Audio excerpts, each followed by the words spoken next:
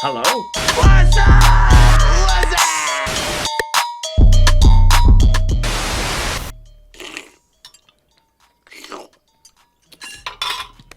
Hey, Carl, what's up? All right, welcome to our new show, Bombhole Group Chat, that we will be doing the first Wednesday of every month, and it's presented by Pub Beer and Run Through a Wall Smelling Salts.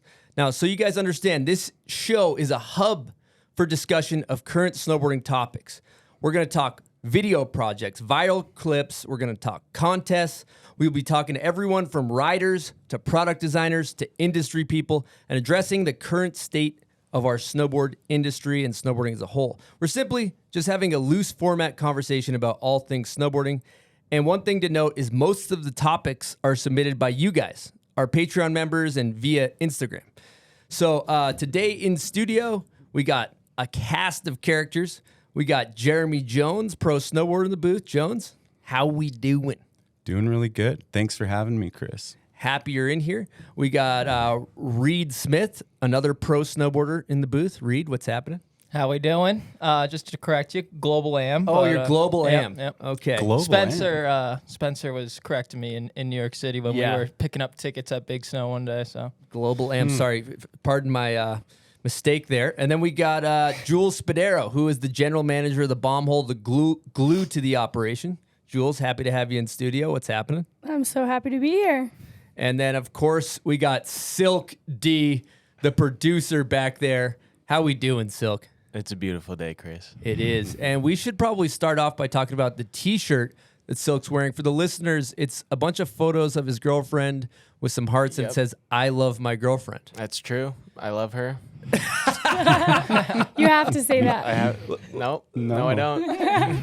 Let's hit her with an air horn real quick. Let her know. Maybe super air horn? Oh, wow. Change that up? Super horn. Yeah, that's I'll gonna insert be a That's a photo of good the name. shirt. Proper request. That's like sending a bouquet of flowers right there is what that is. Yep. I'd keep you, Silky. Thanks, Jerry. Well, killer, let's just get right into it. The first person we're going to talk to is we're going to get into a call with Chad Otterstrom and catch up with him. Chad Otterstrom, Chopper Digital, welcome to the show. How we doing? I'm great. How you doing? We're doing good. What are you summoning a teener right now, or what are you getting into? I kicked a teener. My buddy BC and I hiked Pyramid Peak yesterday, but now I'm getting an oil change, so I'm sitting on the side of Highway trying to stay away from any audio. Perfect. Good. Well, it sounds crisp over there in Colorado. We wanted to maybe get in and start off by talking about Midlife Crisis, the full Meltdown, another classic. Congratulations on winning Mount Hood Edit of the Summer, unofficially from us. Thank you. That's the bomb board. Maybe we'll do another one next summer. Yeah. We'll send you a sticker pack. Yeah, well, you got a sticker pack. You got a sticker Maybe pack a in the mail. beanie? Yeah. All right, cool. Thank you. It was a exciting movie to make. It started last summer. I went to Hood. Sorry, there's some audio in my way. And I had been going to Woodward for the last few years, and we kind of tapped out on that because the 15-foot jump, actually 25-foot jump, gets a little over 10 years of hitting it. So Blaze was running adult camps, being a coach, and I was like, I'm going to come hang out for a week.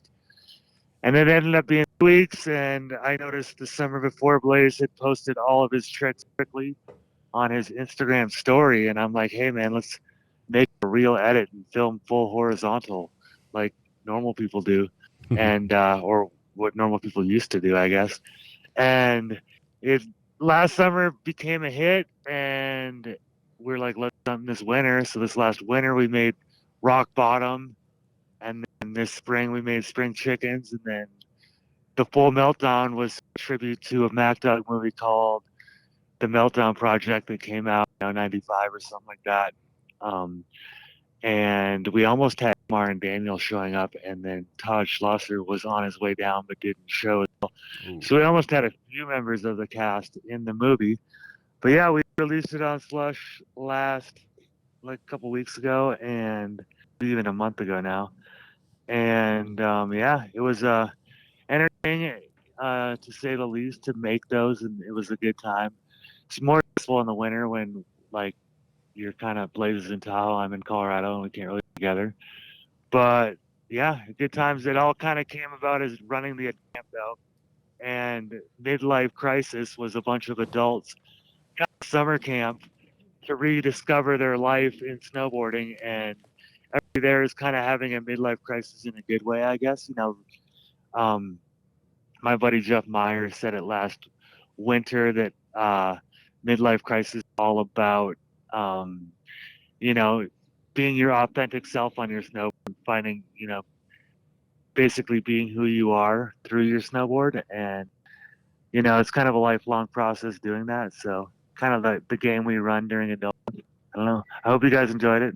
It's kind of us trying to keep our freestyle dreams alive too in our older age or vintage age, I guess you could call it. Vintage age. All right, Chopper, we got a good topic for you here. I think this is a perfect one for you to discuss. One of our Patreon members, Daniel Jensen, said, "Halfpipe is so specialized. It's really its own sport and not part of the culture of snowboarding." What are your thoughts on that statement? I can see people feeling that way when uh, there's an exclusive half pipe at Mount Hood that you have to pay money to ride. I think it's like over $200 a day to ride, and basically, unless you have financial backing or an energy drink helmet on your head, you're pretty much not going to be riding it. Just one aspect of half pipe, though. I feel like half pipe in general is the basis of freestyle snowboarding and boarding in a way. Like if you go to a park and you have, say, a 10 to 15 foot half pipe, a park jump, and a rail, and the first thing your average 10-year-old kid rolls up on and wants to go hit, maybe kind of intimidated by the 25-foot jump, and then the rail is going to be kind of foreign if you don't know even know what a rail is. But for your average person who doesn't know anything, is going to be like, oh, and knows how to turn. Like, I'm going to go bank up on those walls. Even your average year-old snowplower is going to get in there, and it's kind of like a barrier to entry for snowboarding. And you're going left and right, so you're really learning how to use your heels and toes. And so I think the smaller the half pipes that are built in parks and this and that, I can't really articulate my words correctly, but I just think it's kind of gotten specialized for sure. I don't think it's killing snowboarding or anything. It's just gotten to the point where motocross, it's like I remember back in the day when you'd hike a pipe and there was 100 people on both sides of the wall hiking, and every high-fiving and getting hyped on every air. Nobody was getting taken out on a stretcher. There was no pressure. There wasn't 15 coaches with their arms folded up criticizing every single air. So that aspect in half pipe is what I loved, and what has kind of gone away. It's really expensive for resorts to make these 22-foot half pipes, where I hear rumors Breckenridge is bringing back their 18 half pipe, which is awesome. Copper tries to have a 12-footer, but it's rarely groomed well, but every once in a while it is. Even over in Aspen, they have a 13-footer, and they do a mini pipe contest mid-spring, which is awesome. So, the one aspect of half pipe where it's exclusive, and if you don't have an energy drink helmet on, you're not getting in. That makes sense, but I don't think half pipe dying. I think it's just it might be making a comeback with all these resorts kind of realizing that's what's happening and catering to your average snowboarder going up the hill. I don't know if that makes sense at all, but that makes yeah. Chad, that makes a ton of sense, and I think that statement's kind of focusing on what's wrong with snowboarding, and it is an issue in some senses, but I think at its core, like as you know and everybody in this room knows, half pipe, the act of riding a half pipe, it's fucking fun. It is so goddamn fun. And then you got events like Homesick, where you got Todd Richards doing a McTwist in a 10-foot half pipe, and you got a deck that's completely crowded with people. You go to Hood, you hike the pipe. I think half pipe is alive and well, but I do believe like the competitive teams that, like you said, everybody's getting stretchered off because they try a triple cork and smash their face, and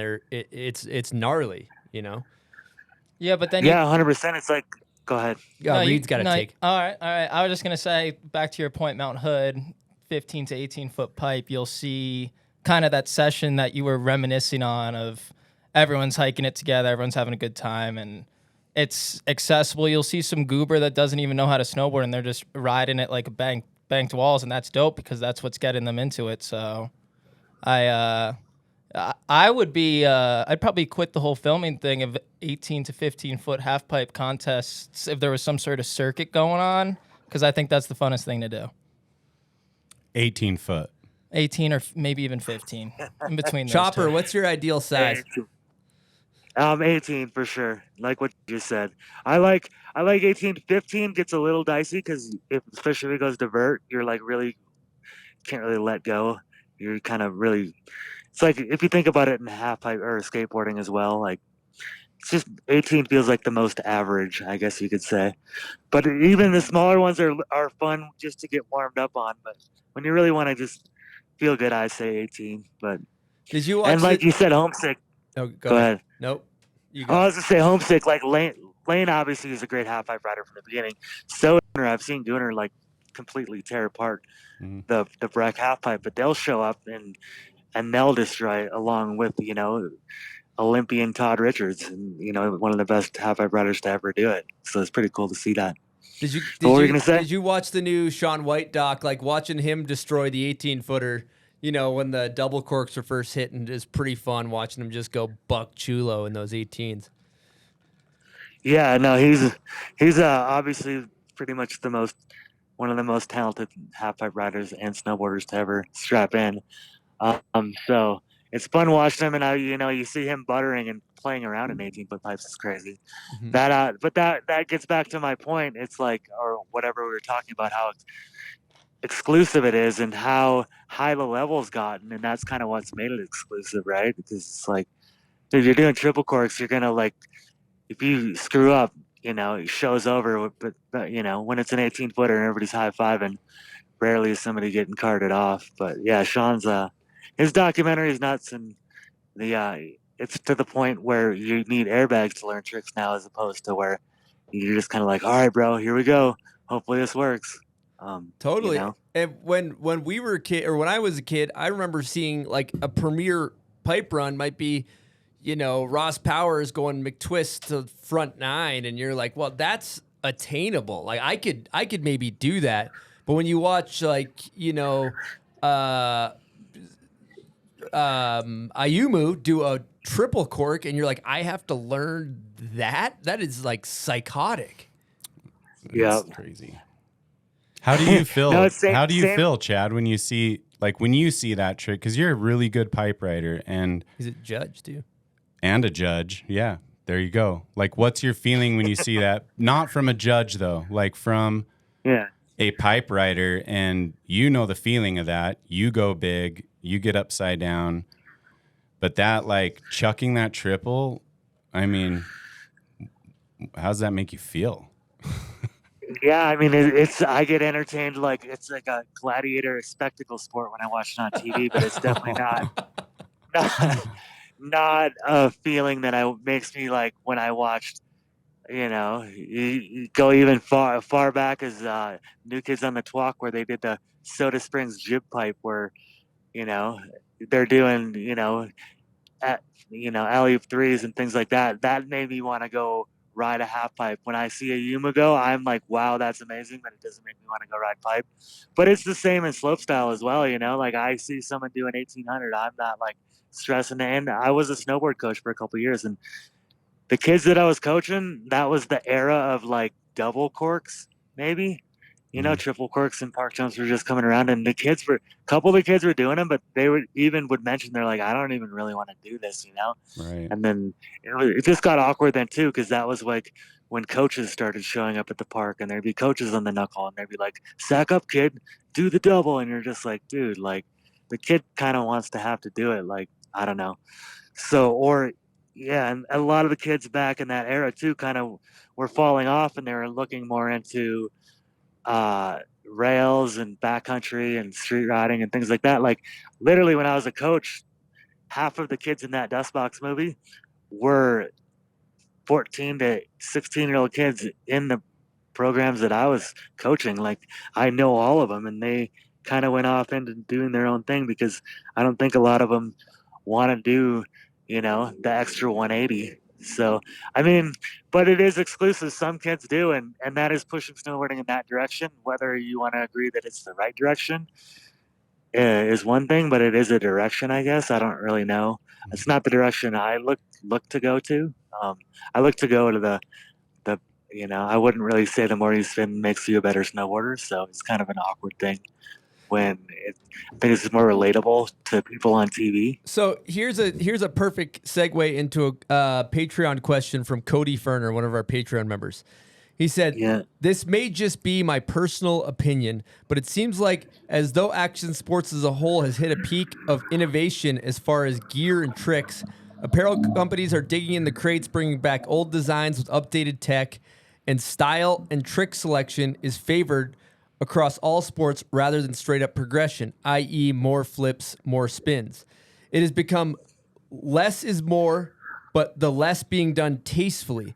His question is, do you think we have hit a ceiling as far as progression and now we are on a downturn, or do you think progression is still happening but in a different way?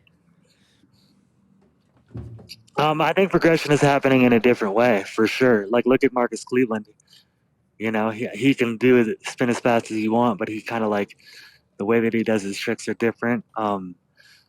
And the more like the word progression in competition seemed to be like who did the most spins and flips was a relatable progression. Like as a judge, I would be like I jokingly be like whoever spins flips the most in the most diverse way, and with like the most amplitude and goes the biggest wins. And you just kind of like line that up and try to get that right along the scale. And when Sean was winning every contest, it was easy because you're like, dude, if he wins, we just put him in first. And then slowly he got ticked down, but yeah, it's different. And then like to go way back, I think it was 2006, you and Scott and the Academy crew at the Gathering at Copper, I went and did a switchback 10, which was like technically an NBD then, and was a big spin in the pipe, and that would be called progression. But at the same time, we also had an outhouse on a quarter pipe that you went 8 feet high on frontside invert. Like that was technically just as insane. And then Scotty was kind of coming into his own on his style of snowboarding, doing Michael Jackson 360s on picnic tables up on the hill. And that aspect of progression was there too, not just as much who can go spin and flip and go the biggest, the most style as far as like mainstream snowboarding goes. And I don't know, I still feel like in mainstream snowboarding, as far as like the Olympic stuff, it's still kind of in that who can spin and flip the most.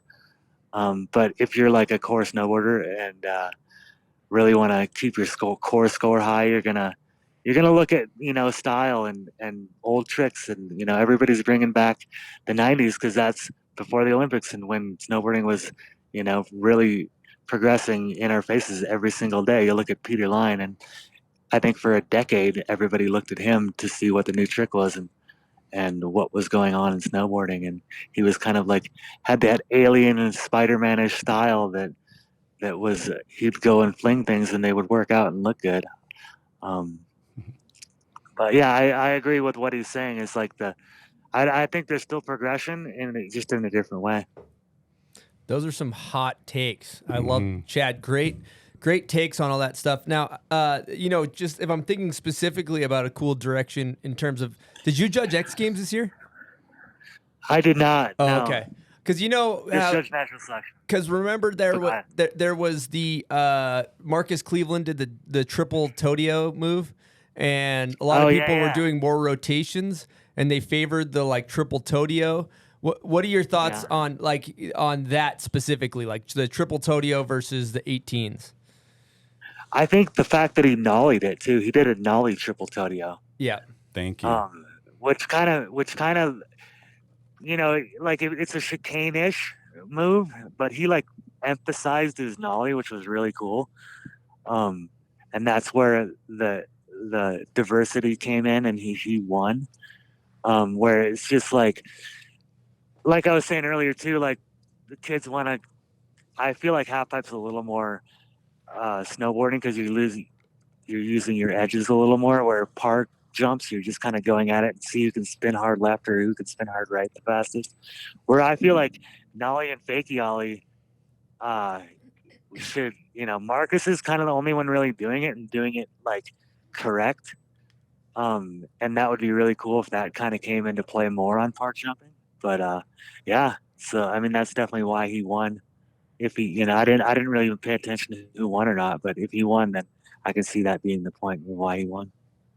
Yeah, I like that. I think that nollie was huge. I mean, I was seeing some debates on it too, and I just thought it was different. Like no one had ever seen anything really like that, and so you could put it to whatever you were familiar with, but everyone that was hating on it had really nothing good because it was like, well, that was just a chicane. Well, it wasn't. It was a nollie chicane, if anything, and it was a cranked nollie chicane. And nobody else can do that trick. There's like 10 people doing 18s or whatever it is, and then he's the only one doing this one. Well, there's a reason why he's the only one doing it, right? Yeah.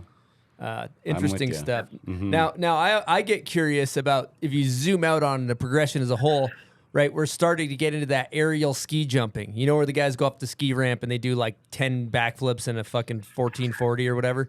Like, yep. And they don't grab and they're just like go with their hands above the head.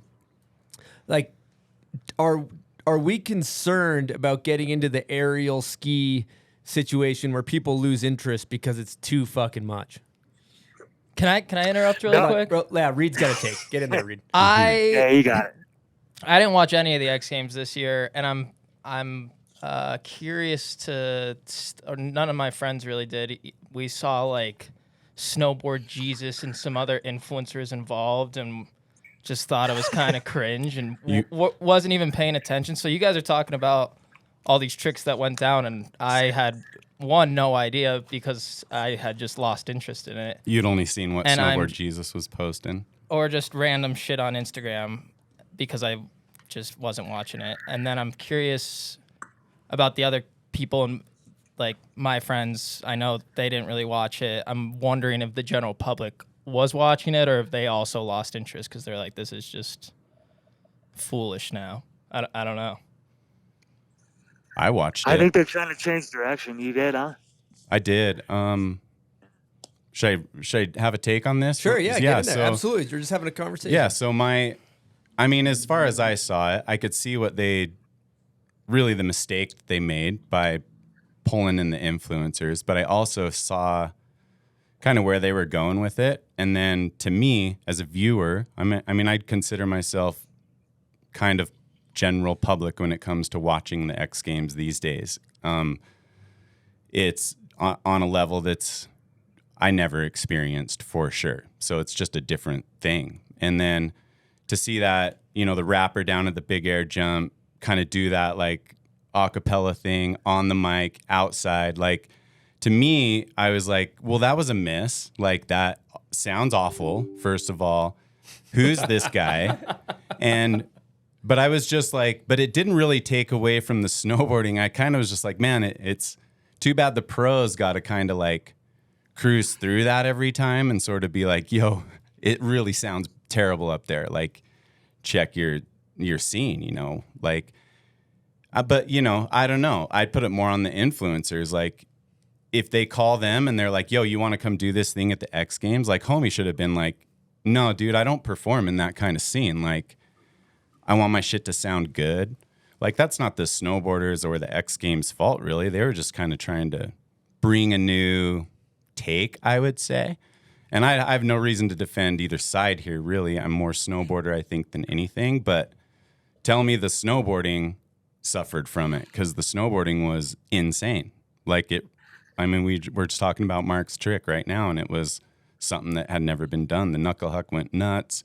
The girls went crazy. They were landing stuff they had never done in competition. Like, it didn't slow them down. So I would think, like, from a general public perspective, because I would consider myself general public, I don't necessarily watch something like the X Games and look at some of the big spins or tricks and understand what's going on. So I think that's where the whole influencer thing does come into play, because, like, I got into snowboarding because it seemed really cool and rebellious, and like there's this whole scene and something that you're attracted to because of the like vibe that it's giving off.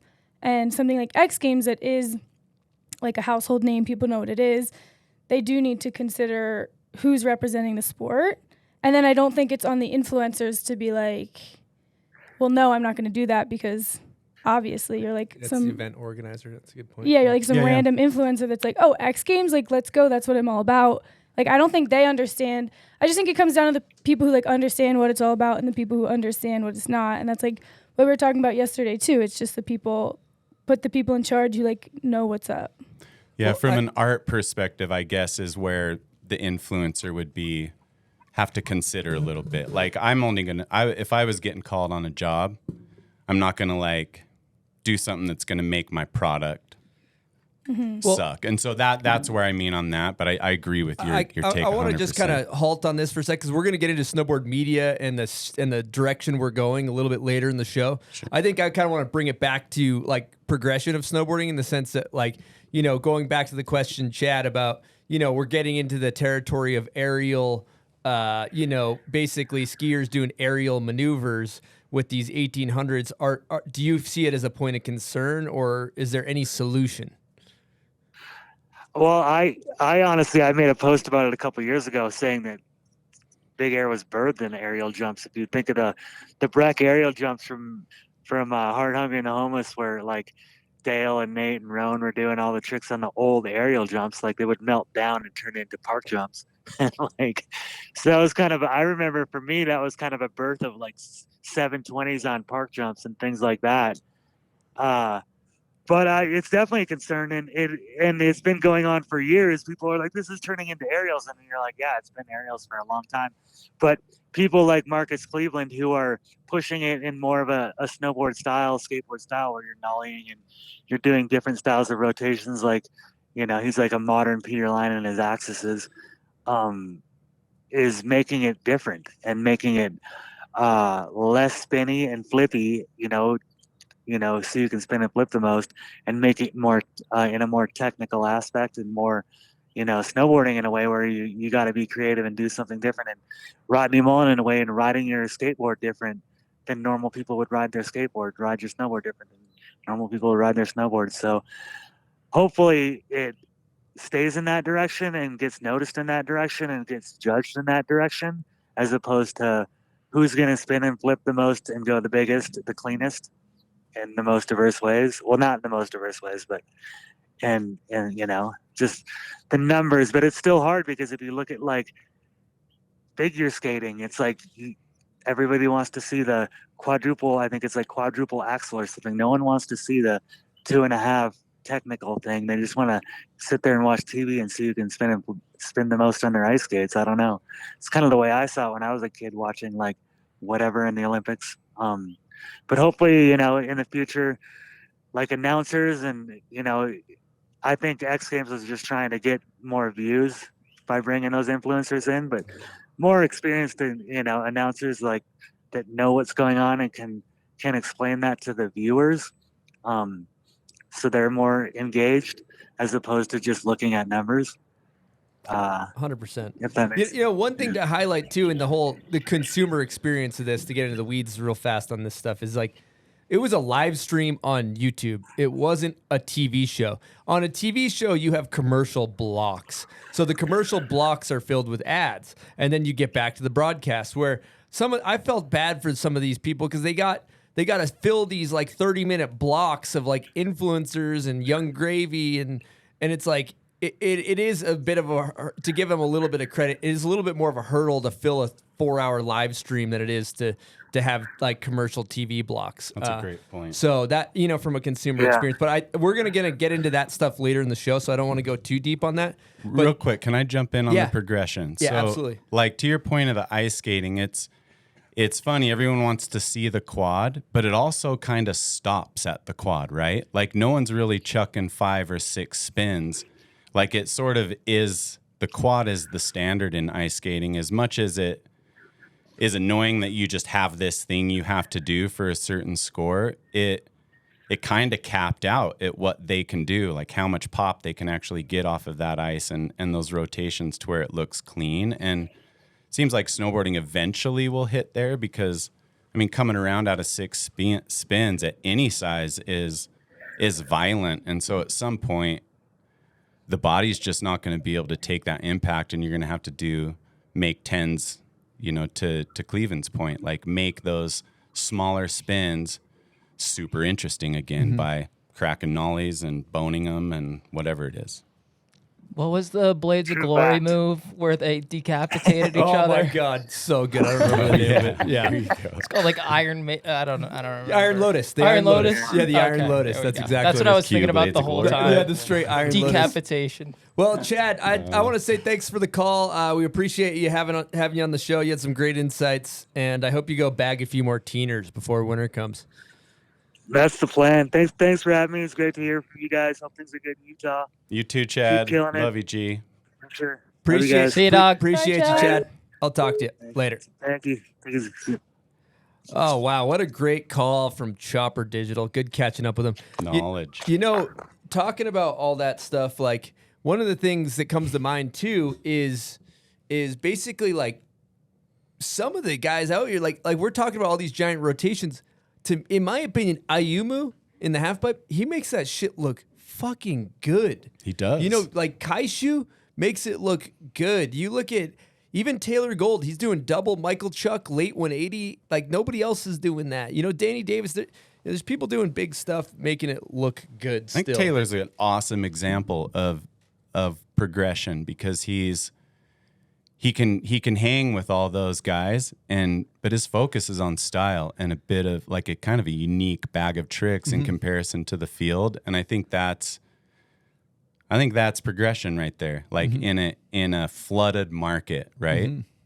Totally. I got another total side take on snowboarding too, because there's a lot. I hear a lot of people, basically unhappy with the state of trying to make a living in snowboarding is fucking tough, right? Like it's as anybody can attest. Reid Global AM here can attest. Like it's not an easy place to make your way in snowboarding and earn a living.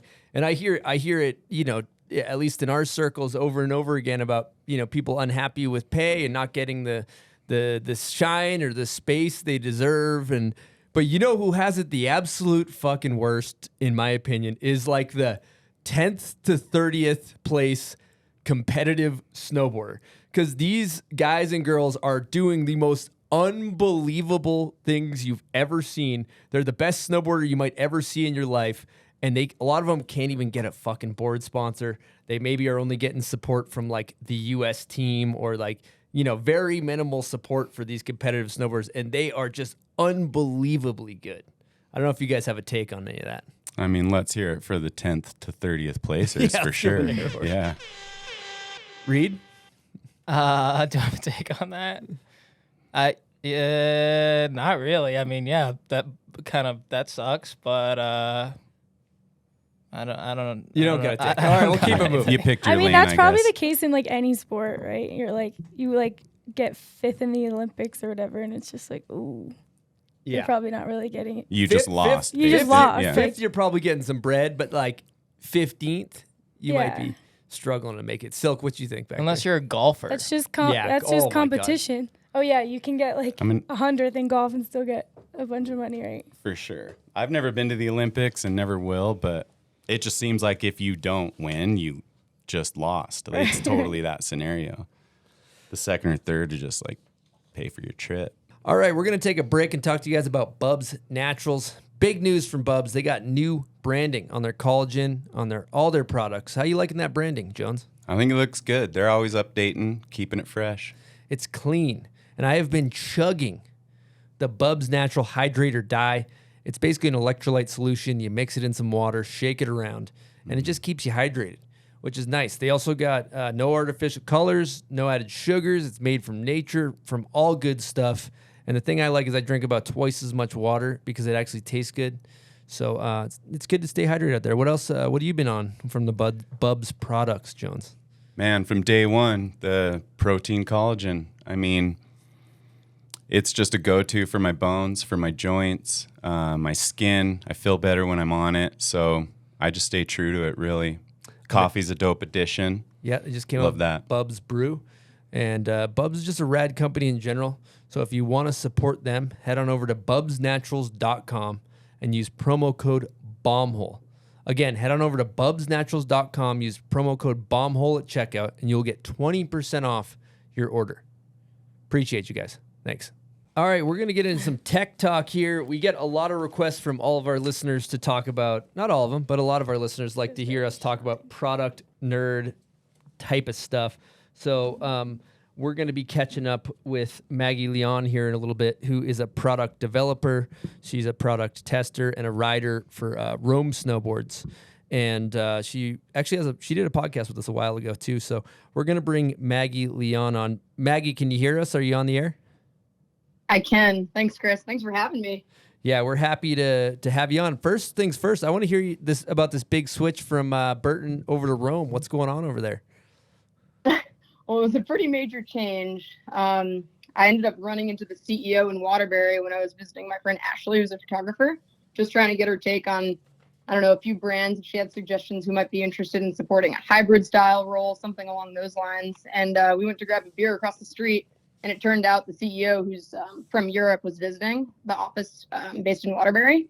And I guess he had heard of me, so he asked if we could grab coffee. And we met the next morning, and he worked with me to curate a role that made sense for me and basically hit and checked every box of mine and then some. So it basically was something I couldn't say no to. Tell us exactly what your role is. So it's a split role between rider engineer. So we landed on 60-40 because I wanted to be more involved with projects. Instead of just being involved for half the year, I wanted a little bit more than 6 months. So for 60% of the year, I'll be designing and working with the product development team, primarily on boots and bindings, but then I'll be entering the board world a little bit year two. And then for the 40%, I'll be basically the lead tester, working with riders, being that liaison, kind of working with the team and bringing that product-based feedback back to see what modifications we need to make to improve our product. So it won't just be Rome specific. We'll also be doing Italian and lobster as well, but I'll primarily be working on Rome bindings. Cool. So that's we'll all. be moving out to Amsterdam. Wait, Maggie, congrats so much, because me and Maggie, I remember talking with her about this for years, and every time I see you, we would talk about this, and you were just like, is it even possible to do what I'm trying to do? And it's just so cool that you are nailing it. Yeah, that's amazing. Oh, thank you, Jules. Yeah. I mean, it's been so awesome to be able to bounce ideas off everyone like you who are just working in this industry and know how hard it can be to try to make something work that maybe hasn't existed yet. And it was basically just I had to pick a bunch of people's brains to see what made sense, and just, I don't know, I'm so grateful that it came to fruition, and I don't really know how this all happened. So who do you ride for as the 40% athlete? Rome. Killer. Yep. So I'll finally have the time to film a part, which has sort of been my goal for the past few years. I just haven't been allocated the amount of time that I've truly needed. So ideally I'll be able to work alongside my brother because he's on the AM team, Joey. So it's just Joey's too a good ripper. to be true. Joey's a ripper. And they want to keep the story kind of Vermont rooted, Vermont based, which is perfect because going over to Europe can be a little bit intimidating. And then this way they'll encourage me coming back. I'll be back every summer for 2 to 3 months to touch base with the team, spend summer skating with Joey and visiting my mom and stuff. So it just, I don't know. It just felt too right. You know what I'm saying? Congrats. That's kick-ass. Let's Thank you. Now that we got a mind of a brilliant tech god in snowboard technology, all the nerds have all kinds of questions for you. We get so many questions about step-ons, and I guess as you call them, convenience bindings, which are the non-ankle strap, non-toe strap, ratchet ones, the quick bindings. Where do you feel like we're headed? Are you pro step-on? Are you pro convenience binding? What's your thoughts on that? I think step-on and convenience-based binding systems are great for I'm going to use nerdy terms here, but a specific consumer-based segmentation. So I don't think for everybody. Specifically for me, I grew up riding strap bindings. A lot of my friends who are riding at a really high level like to hear that audible positive click of ratcheting into your straps right before you drop into a heavy downfly down or something, anything along those lines where it's like a mental game, you know what I'm saying? And I think I was thinking back to my senior design project at UVM where we worked to optimize step-on to work for riders with amputations. So primarily working with prosthetics and fitting the prosthetic to a boot. And we kind of focused around accessibility, adjustability, and durability. And I kind of believe that that's something the system is lacking right now is adjustability. Like for me, I am really, really nerdy and like specific about how I set my straps up. So if I'm doing like a weird tuck knee or something where I really need to maximize my mobility and make sure that I have that medial flexion, I'll like drop the inside so that I can, let my knee like go as deep as it needs to go. Whereas you're kind of limited. You have hard stops with setups like Step-On or even like the Nidec or Supermatic. All of those convenient systems, I think, work really well for a lot of different types of consumers, but not really for me at the moment. So would you say... I don't know. It's an interesting one because I was working with my friend's dad who has just like a big beer gut, and I was modifying the Step-On lever for him. And I realized that like he probably wouldn't be inclined to go snowboarding if he didn't have the Step-On system, because it's not very easy for him to bend over and strap in and get the straps together. So it could work for someone like him, or it could work for someone with like a spinal fusion surgery, or someone with a upper mobility limitation, stuff along those lines. I think like newer consumers who maybe are just trying out snowboarding here and there, riding once or twice a year, I think it's an awesome fit because strapping in can take freaking forever if you've never done it before. Like I'm sure you've seen people sitting at the top getting like snow butt because they're sitting on the ground for so freaking long, and then they're getting frustrated because maybe the buckles are getting jammed or there's like an issue going on. But with Step-On or with a lot of these other systems, it just makes it easy for like a first time rider to try it out. So Step-On beer gut friendly. That could be a good marketing. Totally beer gut friendly. Yeah, I'd absolutely say so. That is good. The other thing about Step-On though is, I mean, it is it's not cross compatible like boot to binding. So like you need the specific boot to go with the binding. So I think that is something that confuses like newer people who aren't even familiar with snowboard gear in general. But that's a question I get a lot. Like, it's like, what kind of boot can you use? It's like, you do need the Step-On boot because it has the critical components that engage with the system and interface with the system. So basic synopsis would be Step-On's great for convenience, crews and groomers, people that want to just strap in easily, maybe beginners. If you want to get after it, go OG straps. That's my opinion. Okay. Well, let's change gears and talk board tech, because this is something that always comes up. I think like Jeremy and I grew up in the era of camber. You ride regular camber boards. Things trended towards reverse camber, like really, like there was some crazy rocker technology. The skate banana was going crazy. Everybody was loving rocker. They were creaming their jeans for rocker for a while. And then now we're kind of, it seemed like we're heading back towards hybrid and normal camber. Where do you see the future of board technology heading? So my knowledge of the board manufacturing side of things is pretty minimal. But I mean, I've built a lot of my own boards working with the board builders over at Burton. And for me personally, I freaking love camber because I like how it's basically a spring. It's spring loaded. It's got this positive snap where you can leverage the shape of the board to kind of do what you want to power that thing up. But I feel like with rocker, you just get like, it's just like, you know what I mean? It's just like Sogtown. But I don't know. I'm definitely pretty basic with my needs. Like I took the Talent Scout and modified it a little bit by profiling the core to be a little bit thinner. And that's pretty much the only thing I did to that board. Like I'm still riding the traditional waist width of, I don't even know what it is, maybe 235 or something like that. It's got the Talent Scout mold, and I don't know, at Rome I'll be probably running something different because I'm going to be working pretty closely with Chilton, which I'm hyped on. Which you said Reid's with you, right? Yeah, I was going to say we got Reid here, and I know that he's got interesting board Chilton's tech the man. Yeah. So you're living in Amsterdam. Oh, you're right next to him. No, I was talking to him earlier. Okay. Word. Yeah, he's the best.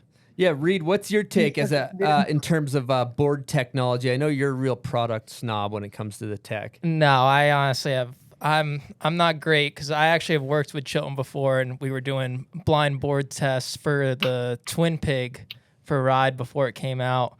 And I pretty much had nothing to say about all 8 different boards. I was like, yeah, it's pretty sweet. I think it'll be good.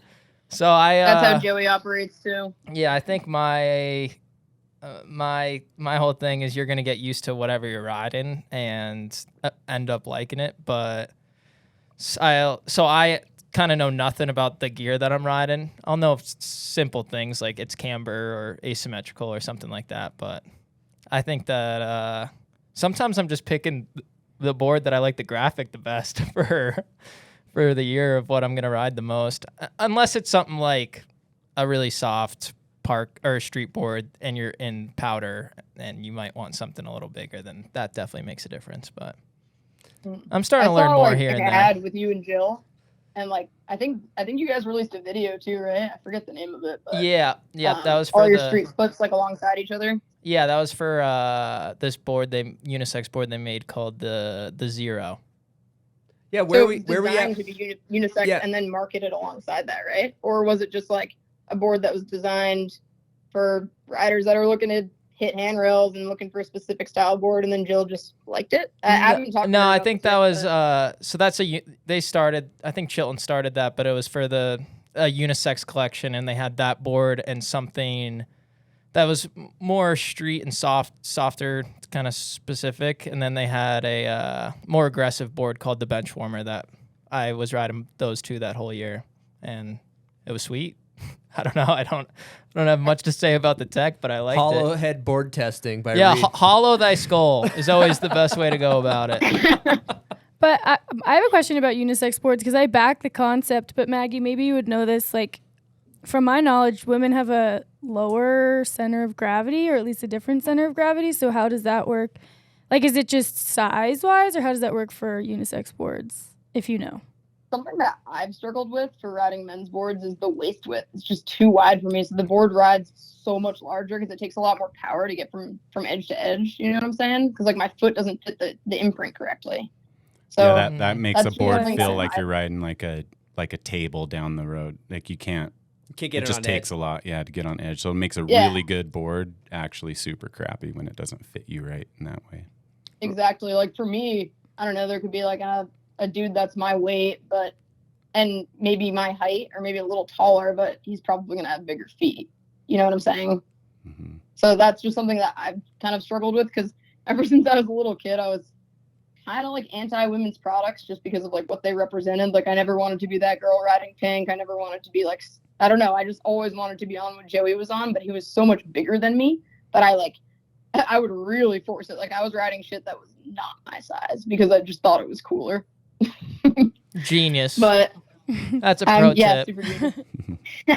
But now I don't know, I'm interested to talk to Chilton about it, just because like I said, I really do not know a whole lot about like boards in general. I just know about the stuff that I've been designing for myself, which even then, like I made the existing inline Talent Scouts softer, so my feedback probably is not the most valuable here. No, I think you hit it right on. Like the width and the flex, those are the 2 things that are gonna like make an even board to go for, to be a all genre, let's say, because it's, to your point, Jules, like even a woman with a foot size that will fit a 235 like Maggie's on, you might not have the weight to even handle that. So you might still feel the same kind of drag and clunkiness in that width, but if the flex kind of matches it and it gets super soft, then that it's going to come closer to that like medium, I guess. And so it's a tough one just because dudes generally are just heavier and bigger than ladies. And so, and feet are spec'd all over the place. Like a massive dude might have a size 8 foot. It really exists. It's really weird, but it happens a lot. And then you have like 13-year-old kids. Now, this is what I've noticed, and you could probably speak to this, Maggie, like with bindings especially, you have 13-year-old kids, 11-year-old kids that have size 13 feet. What do they ride? They're still only like 80 pounds, but they've got these massive feet. So they need a really soft, wide board. And then that comes back to like high back height, which is a whole discussion. Correct. And what binding fits that? Like I really have to get a large binding to go on this. You know, I mean, it's there's some hard space to navigate for that perfect product, I would say. Customize everything is the best way. And I kind of think people like worry about it a little too much. Like I'm with Agreed. Reid because I've like looked at Reddit and stuff, and there's so many tech questions. And I've also worked at Milo Sport, and like people will come in and just be like, I don't know anything. I need a snowboard. And like when you start hitting them with like some tech talk, they really get intimidated and confused, and they really want the right thing. But like part of me is like, I don't know, just get a board and like it'll probably be fine. Like generally of the right size, what you're looking for. Like there's obviously parameters, but like I don't know how much. Fit it into that range, and you'll probably be chilling. Right. You know, I got an interesting. Yeah, there's been Oh, go ahead. I was just gonna say, like surrounding high backs and just binding sizing in general. Like my first high back project at Burton was for progression, so like rental LTR. And it was all shared sizes. So there's like, it's 4 sizes: women's small, women's medium, men's small, women's large, men's medium, and then men's large. But a huge discussion surrounding the high back height was like Q angle, which, are you guys familiar with that? What that is? I recently learned what it was. But Nope. I guess it's the quadriceps angle, which is women have like a higher Q angle. So it's the angle of relativity from your quad to your patella, because women are at a higher risk for knee injury or something. So the like angle that our legs sit at are like wider, so you're supposed to have like a shorter high back to leverage it or something like that. It was like a whole thing. But I also was kind of like, I feel like a 5 millimeter difference is not going to fucking matter, so why not just like share the model so that we don't have to open as much tooling. But that was my debate. I like but that. because it was rental, they were like, okay, yeah, we'll do 4 sizes because it's way cheaper. And then you need to get a higher grade steel for those injection parts because you're doing like a ton of shots, so it's really expensive. But anyway. Well, I have a bit of information on tech stuff I was thinking about because as of recently, I switched to Capita a couple of years ago, and I was riding the same Solomon board for like 10 years. So I just was like, send me that one. And I never tested anything. So I was getting familiar with the line, and I've been nerding out on testing boards. And one thing for the consumer I think is cool is toying around with sizes, right? So if you go to a snowboard shop and you're like, okay, I'm 6 foot, I weigh 180 pounds, there's going to be like a board that is like, it's going to say on the little spec sheet which one is for you. And what I've realized is like, I might get sent that board, but it's too stiff. So playing around with like, when you find a platform that you like for example, I like the Mercury, right? But I got the Mercury 58, and it was too stiff for me for park. Like I couldn't get the thing to move on a rail. So I downsized. I can't remember what the size, 55 or something like that. And all of a sudden, this thing is perfect for me in all regards. And the spec sheet, the whole thing softened up. It was more playful. The flex pattern was more nimble compared to just a few millimeters, you know? So I think in terms of board size, like if you like a board and it's too stiff and you like the platform, just downsize. Or if you like a board and it's too soft, upsize. Because like I've also been playing around with riding really big soft boards. So you can get away with riding a 161 Navigator, and the thing is a noodle, and I can put it wherever I need to, and I can maneuver it, and I can wheelie because it's soft. So you can get away with more with a big soft board than if I was riding a 161 stiff dogger. That thing would be riding me. You know what I mean? So I don't know. Just a little bit of information for the consumer is like, don't be afraid to play around with sizes in regards to flex. You know what I mean? Yeah, and then just figure out what that baseline is and work from there. Yeah, exactly. Yeah, that makes a lot of sense. Yeah, killer. Okay, one question I got to ask, this is some text talk, is I see a big trend happen these days with kids riding without fucking goggles. Can somebody fucking explain that to me? What is going on with the no fucking goggles Like thing? just sunglasses or nothing? No eyewear. You're saying when you grew up in Massachusetts snowboarding, you would wear goggles. I've always been a goggle guy. Yeah. Even I've never worn goggles. Which yeah. is why Yeah, I it's kind of an still East wear them Coast to this thing, day. I think. I feel like it's messing with my vision. The goggles are messing with your vision? Yeah. They're On not like wearing something like rails or something like that. I don't know. You're going to tell me you're hitting a jump, eyes watering, you got snowflakes, the goggles are messing with your vision. No, snowflakes or rain, you need them, but yeah. I'm I'm with you. I'm saying like on a all mellow all your sloped credibility run. is going out the window right I'm now. in my saying on opinion. like all the credibility's tanking. I'm saying on like a mellow sloped like East Coast run. Obviously, if I'm at Brighton or something, I'm wearing fucking goggles. But okay. It depends on where you are.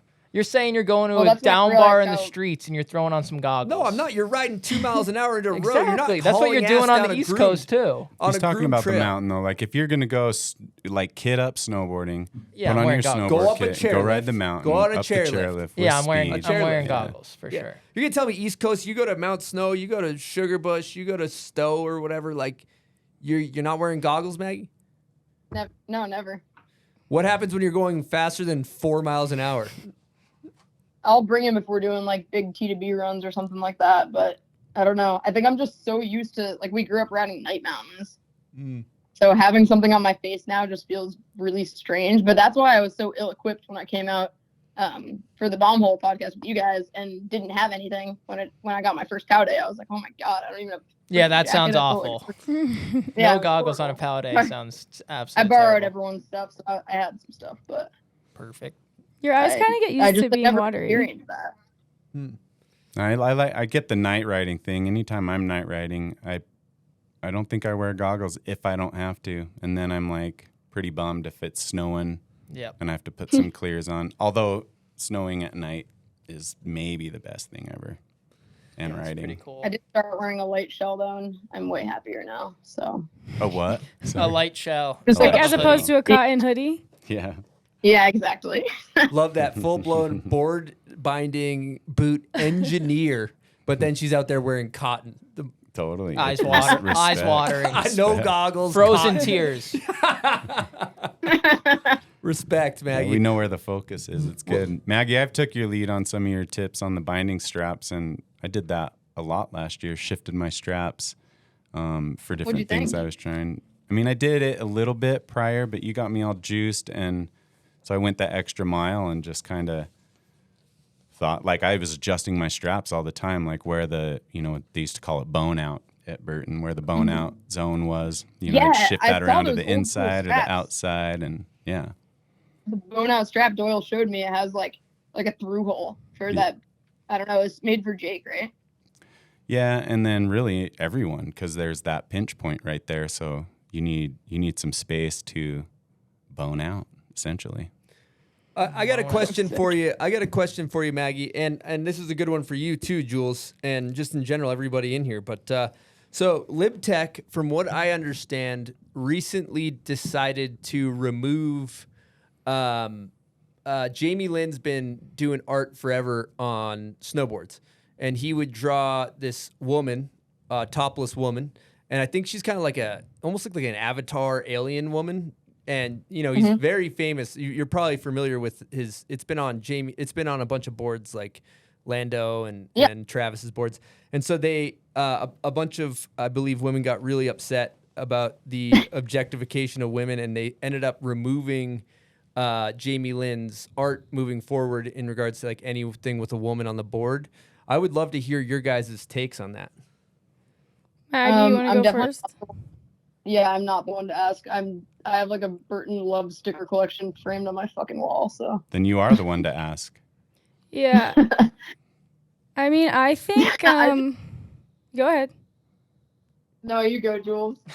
Before I get into my take on this, I just want to let everybody know that I am a cold hard feminist.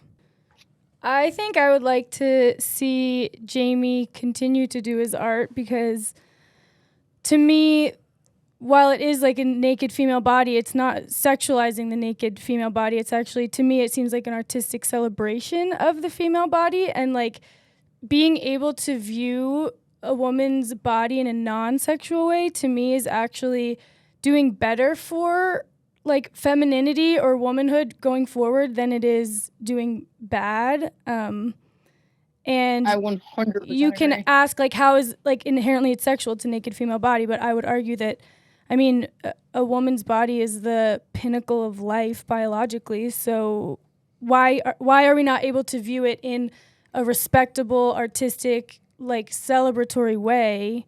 Why does it always have to be sexualized? In something that's so historically sexualized, I think that Jamie Lynn's interpretation is actually a good thing, and it isn't sexualizing it. That's my opinion. I 100% agree. Also, like, if you look at them, like, a lot of the time it's like, yeah, it's like this alien chick and there's like wings or flowers, or she looks powerful and like mysterious, and that's like the essence of a woman in a lot of ways. And like, why, just because Jamie's a man or just because he's doing it often or whatever it is, why I just don't think that it needs to be a bad thing. And I feel like it was just done so tastefully, right? In my opinion, that I don't know. I think it's just the era we're in, maybe currently. Yeah, I would like to see a push more towards just like not looking at something as sexualizing it just because it's a body, and being able to like look at it for. I don't think you can properly celebrate the female role without celebrating her physical form. I thought your take of it. How did you say it? That I mean, it's life. Like the beginning of life is a woman. Right, but like the way you said that and just sort of positioned it, I think is. I mean, it should be the only way it's looked at as this. I mean, it's premium. Yeah, I mean, we all came from a woman. Like, biologically, that's the only way to keep reproducing and creating life forms. So I just think that there's a way to acknowledge that and celebrate that without sexualizing it. And I think that's what Jamie was doing. And I think that, like a snowboard and gear, but it's really a snowboard is like, it is a piece of art. And that's his interpretation, and that's what he cares about. That's what I care about. Like, I love that. Yeah, and I believe like the Love collection is a different story. It's like Playboy centerfolds that like were featured in 2009. You know what I mean? Versus like his, like I said, I believe is really tasteful. But I think like maybe even the Burton thing, like I guess I don't really know what you're talking about. I'd have to look at it, but like it depends who's making those decisions, because if it's the woman being like, yeah, put my body on that thing, like in my opinion, that's it was like the woman. Playboy. It's like, I mean, she's taking back the narrative. She's like, okay, cool, this is my body. I back what this is. Like, I'm the one making the decisions. I'm reframing the narrative, and like, this is my power, as opposed, like, it just depends. There's a little nuance there, I would say. And I think who supports it, you brought a good point, like who's presenting this. And at Burton's, you know, that breakdown on Maggie, correct me if I'm wrong on this, please, but from what I understand, there was protests in the Burton parking lot over those graphics, those Playboy graphics. It was a licensed deal with Playboy, so who knows what the actual models like participation in that is, but either way they've probably signed the thing that Playboy has those rights to that photo anyway. But Donna, I recall, was always backing this thing, and she would go in front of the press and say, this is why we're doing this. This is not what you're saying. And am I wrong on that, Maggie? Like she was the presenter in a sense, and the spokeswoman when it came to like the resistance and you need to just, pull all those boards from the shelf. People did not like those boards. That was kind of how Doyle explained it to me as well. Like Donna took the lead and kind of, I mean, she didn't spearhead it, but she spoke up and out, Backed it up. You mean she didn't want to pull the boards? She did not want to pull the boards. She was the one when that protest happened. Donna, how can you do this? The press are kind of drilling her with that. You're a woman. She's like, that's why I can. Right. Yeah. Yeah. I remember she had like a journal entry. It was like a journal entry about like her vagina, and like crossed out all the words and replaced it with like Snowboard or with Burton, and they like turned it into like a whole ad. Like it was it was everywhere. And then that really stirred the pot. I don't remember that. I gotta find that. That sounds amazing. Cool. The only reason I know about it is because the sticker came with like a pack of a bunch of other shit, and I saw it recently. But it's crazy. Well, killer, fun stuff to talk about, guys. That was great. You guys had some great takes. Maggie, I want to say thank you so much for coming and giving us your time, and appreciate everything that you're doing, and congrats on everything over at Rome, and kudos to Rome for kicking ass and making the right decision and scooping you up and everything. So, yeah. Aw, thanks you. for, Yeah, thanks they're for the calling best. Yeah, so sick. Cool. Well, Oh, thank you, guys. Oh, that was fun. Yeah, we appreciate you, Maggie. Thanks for calling in. Love you, Maggie. Thanks, See ya. Maggie. Thank Bye, guys. you. Okay. All right, we're going to get into some heater clips. We're going to talk about a couple of recent clips we've seen on the internet as of late. We can start it off. I think this thing got 2 million views, I believe. Zeb at Copper did a nose press rippy flip. He just seems like he's on video game mode. He just leans into it and just lets his body fling how it needs to. Seems to truly just do what he wants when he wants to do it. And they seem to come out of nowhere. It's really Not pretty scared interesting. to let the bodies hit the floor. We were riding Copper this summer, me and Cooper and Cody, and he was riding, and probably every other run was taking a slam that would put us on the bench for the rest of the day, and he was just did some sort of roll out of it and kept rolling with it. Just all in every go. Yeah. Yeah. You know, what I've noticed from being around great snowboarders in the course of my life is the greats, they fucking slam. They slam. Like when they're doing phenomenal stuff, you're going to take a slam.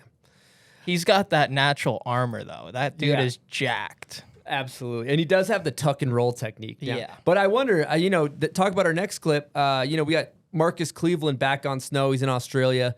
He was just warming some stuff up with like a backflip board slide and all that stuff. But like, that he's about to cook up some heat. But I wonder, does Marcus Cleveland slam? I might be just contradicting myself because I feel like I never see that guy go down.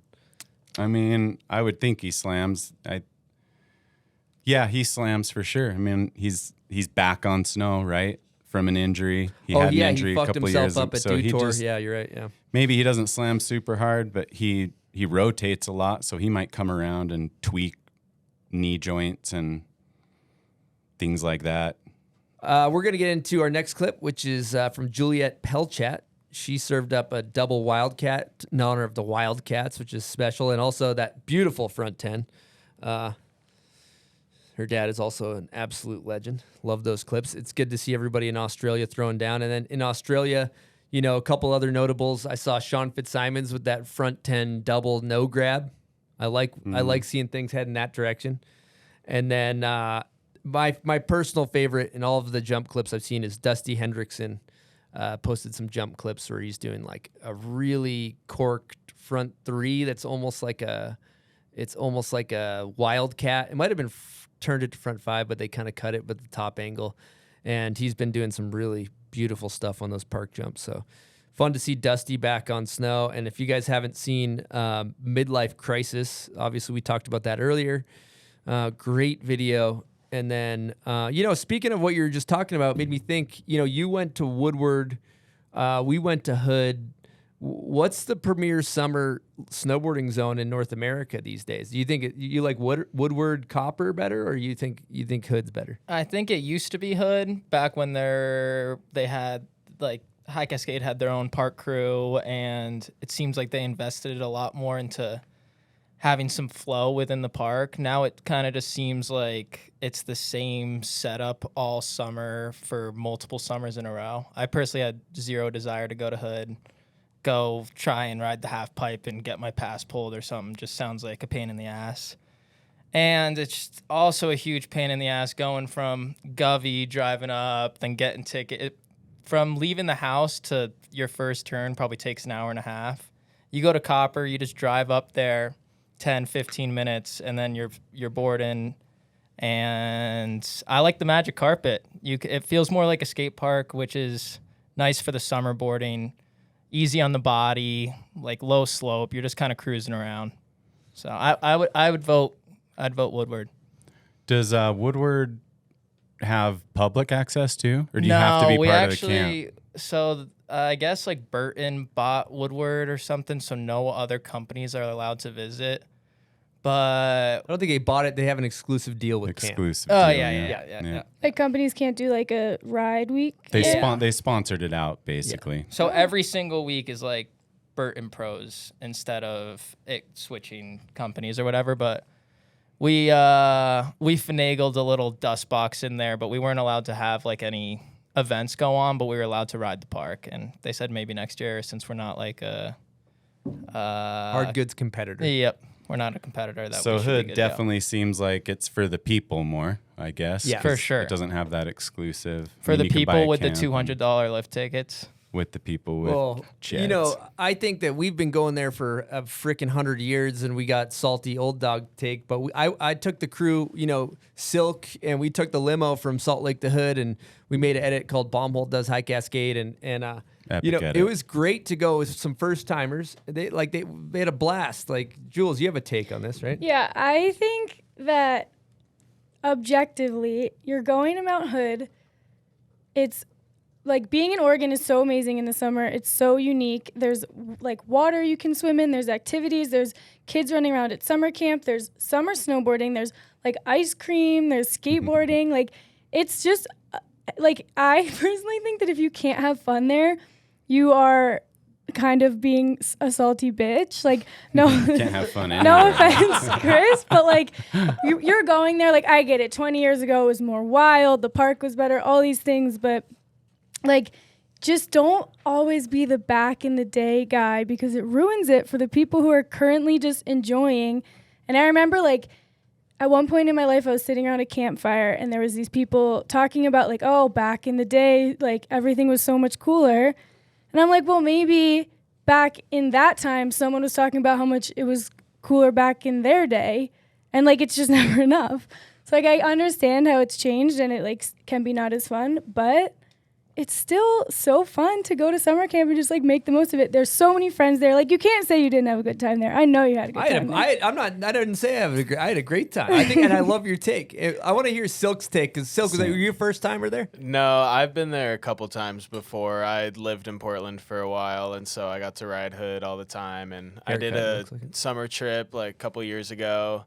I think it's a great time. I think it's magical. I don't think the location really matters, though. I think if you're going somewhere with a bunch of buddies and you're road tripping, you're going to have a sick-ass time wherever you go. Hood has just been, like, a dominant hotspot for that.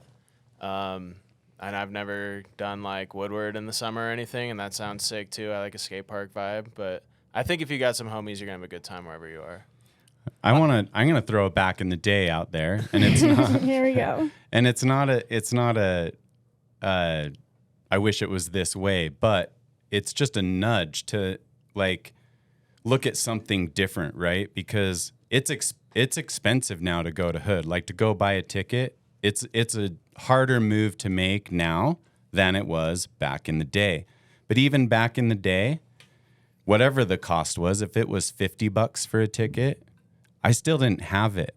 And so it was just expensive as it is now. So you make Hood what it is. Like they have all these things, lakes and skate parks and hikes and mountain bikes and whatever you want to do, just go enjoy the dope land. Like camp out at one of the lakes in a tent, go up to the mountain and hike up. I was there last year with Dogger. Dogger had a broken ankle, didn't want to spend the $100 on a ticket, hiked up and met us every day, you know, and so he still made it happen. And I just think that mentality is important. Just like, well, if you want it, then go get it.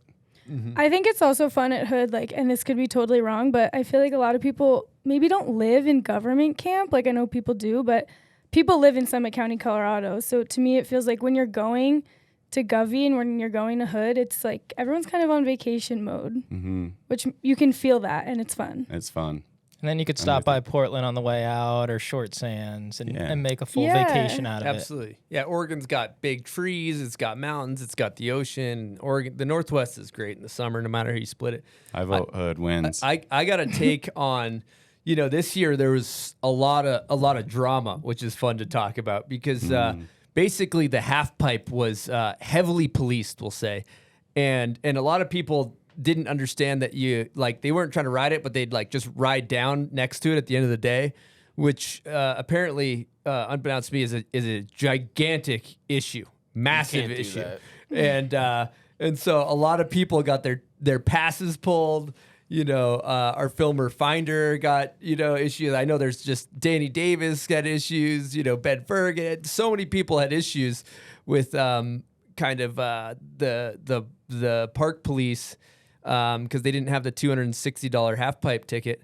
And I think that my take on that is That's part of the fun. Like the drama of Hood is part of the fun. It's like going to a WWE match. You want to see somebody get hit by a fucking chair. You know what I mean? Like there's going to be drama at Hood. There's going to be whatever it is. Every year it's like Lord of the Flies up there. Something's happening. A bunch of people. There's always drama every year. And this year was essentially aggressive power trip policing of the park. And no, nobody wants to have to kick anybody out. That job sucks, but it was definitely part of the allure this year. I think it's cool though that they'll be that strict with whoever, like Ben Ferg. I mean, you named some pretty powerhouse names there, and look, dude, you don't ride the pipe for free. Like that's kind of cool. It's a boss move on, timber. How do you say it? Timberline. That's what I wanted to say. But they crack down and they don't just let people cross the rope, which I think is kind of dope because you're setting a standard for like, look, if they're riding it because they paid, so you pay too. At least it's fair. I think that's so fried though to have some like additional thing you have to pay for when you've already paid for a lift ticket. I totally agree. I just think the flex on the pros is kind of fun. I think the environment that it creates is you have like coaches with iPads and national teams riding this thing.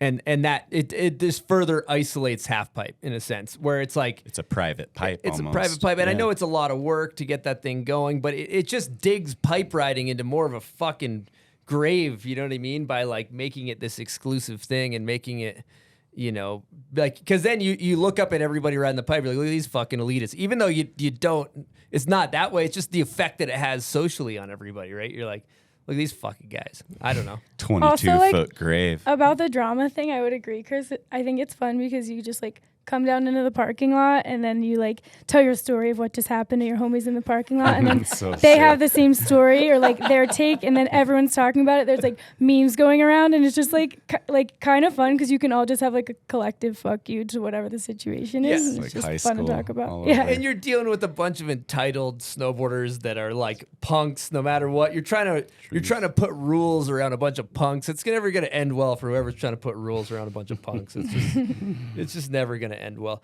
All right, I think it's a good time to maybe hit a quick smelling salt, keep things moving. Reid actually was told he hasn't ever hit one. Yeah, it's a run through a wall smelling really? salt, available at bombhole.com. Do you need a little You crack instruction? it? Just pinch it. Do you need some instruction? Oh, And then Put it up to your nose. too late. You need to hit another.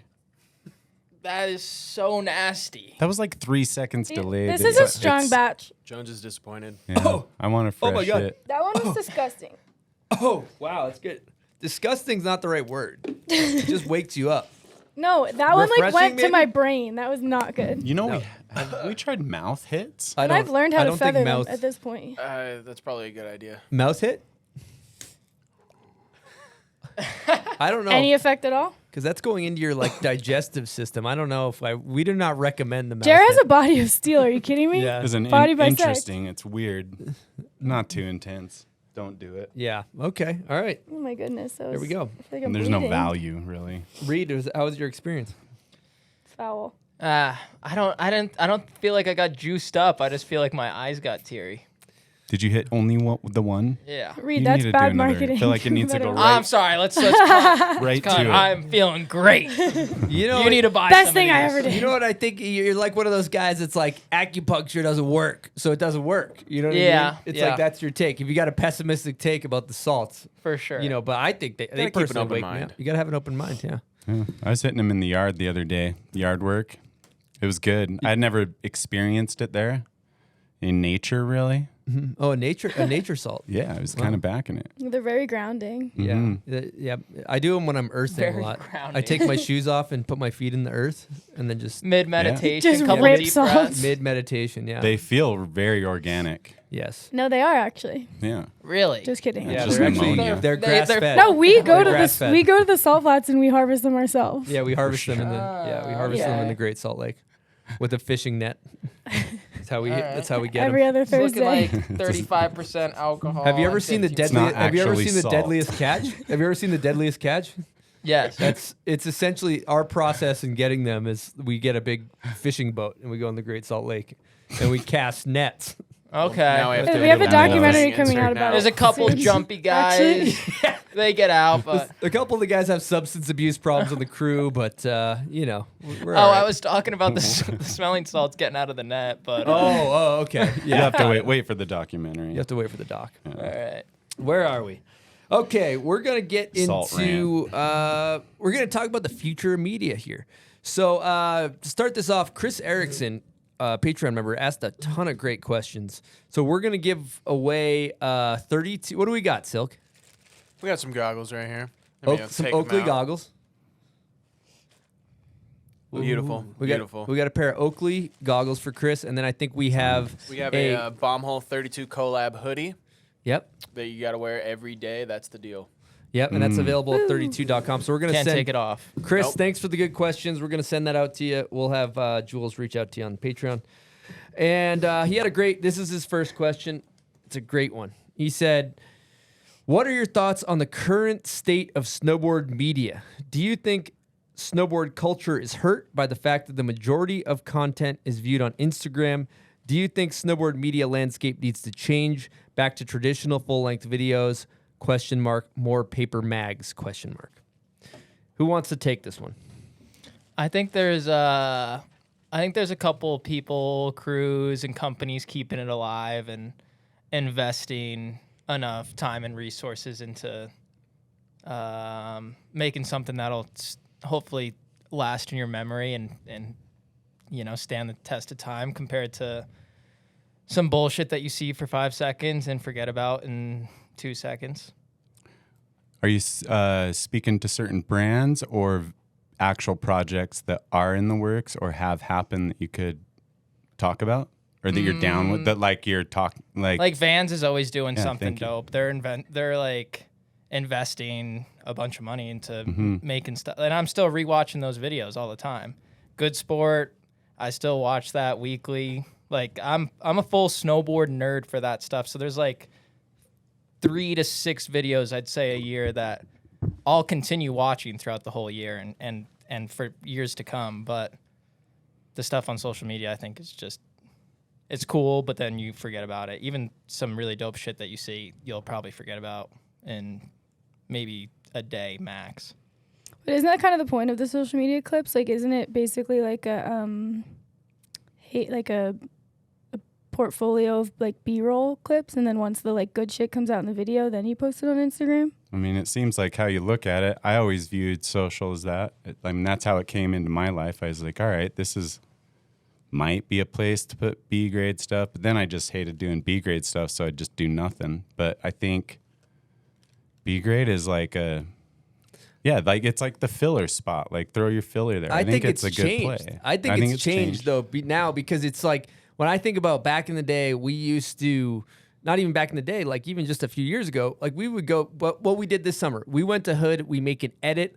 Our focus is on making the edit for YouTube or Vimeo or whatever. That's our main focus. So we're at Hood and we got the big camera out and we're looking for the recap video. Nowadays, the edit is secondary. People want the phone clip. Where's the phone clip? I want the iPhone clip. I want the clip, the instant gratification. And honestly, for good reason. It's probably going to get more views. Probably more people are going to see it. You're going to get more fucking dopamine because you're going to get likes and comments and all that stuff. It's more of a quick hit to the whole system. But, you know, you thinking about these videos, I was talking to Reid yesterday, and we were kind of likening it to like, all right, let's just say, like, let's say you're an artist, right? And every one of you do a bunch of paintings. And every time you do a painting, you put it on Instagram, right? And that's like, you know, people are giving you validation and things like that, and people are seeing it. Whereas like if you're doing prolonged gratification and then you have an art show, that's kind of like the video, right? Like the video comes out, you premiere it, everybody gets together. It's a community event, and everybody's coming together for a common goal. Everybody's coming together for the good of the video, not just the good of their own self-interest. And so I think on a multitude of levels of like community, culture, friendships, like I think, you know, videos are important on like a broader scale than just like, you know, self-seeking Instagram clips, which are also important. Yep. Yeah, I agree. but let's debate some of it. Okay. Do you want to see more long form videos? Yeah. Because this is what the question is. It's like there's a feeling that that's lacking, but you responded that it's still kind of happening, and there is a few brands. And so I'm interested, like, how do we convince the brands that aren't participating to participate in that, because there's the value there. The ones that won't, just because they're like, we're only going to put this money into meta rather than this long project. I think it's probably a really hard thing to try and convince some upper guy at a corporation that doesn't fully understand the industry and didn't grow up in it, the effect that those videos have. And it's way easier for him to invest the marketing budget into social media spend because he can see like a direct return on investment. So I don't know how you convince him, but I think it would be cool if more companies were willing to invest in. I feel like that's a better way to elevate your riders, and then in turn, you're scratching each other's backs by investing the money into marketing them through these videos that you put a lot of time into. Mm-hmm. I think one thing that's changed in the landscape is that the film companies and the film productions nowadays are like consumed up by the brands, right? So the brand sort of had bought out these independent film productions. You back in the day, you had all these independent brands that were making the films, and then the brands would come in and pay to support all those films. Mm-hmm. And that's a pretty sick formula, a little harder to access now. And so the production company has to kind of come out from the brand. And so it's almost like a team video. So you have to get everyone to unite. So maybe it's a little more complicated. I don't know. I'm asking. Well, I bet with the production video and stuff like that, it's harder for the brand to support that, because if it's their own video, they can make sure that they're getting the cut shots, their product or something, so they can try and push their I don't really know. Yeah, tell their story, their brand story. Yeah, for sure. I think to me, I noticed such an aversion of like snowboarders like yourself, Reid, or like our friends in putting their clips or like having to post their stuff on social media. And I am understanding that it's because of like they want to put the money towards the longer form video project. But if the way to do that to me is being like a team player and posting your clips on Instagram and like tagging the brands in your posts or in your bio or whatever it is, like to me, I guess I just don't understand why people are hating to do that so much. Why can't there be both? What you're saying is also like it's your fucking job, if it's in your contract, to post social shit. You get paid to snowboard. Just put it on fucking Instagram, right? Yeah, no matter what industry you're in, you got to play the game. Even if you're in finance, I'm sure you're kissing somebody's ass. Yeah. So yeah, you don't always have to kiss ass though. You can play the game and play it your way. Yeah. But you need to know the rules, right? Like, I mean, the good chess player, no one else knows their game. Yeah.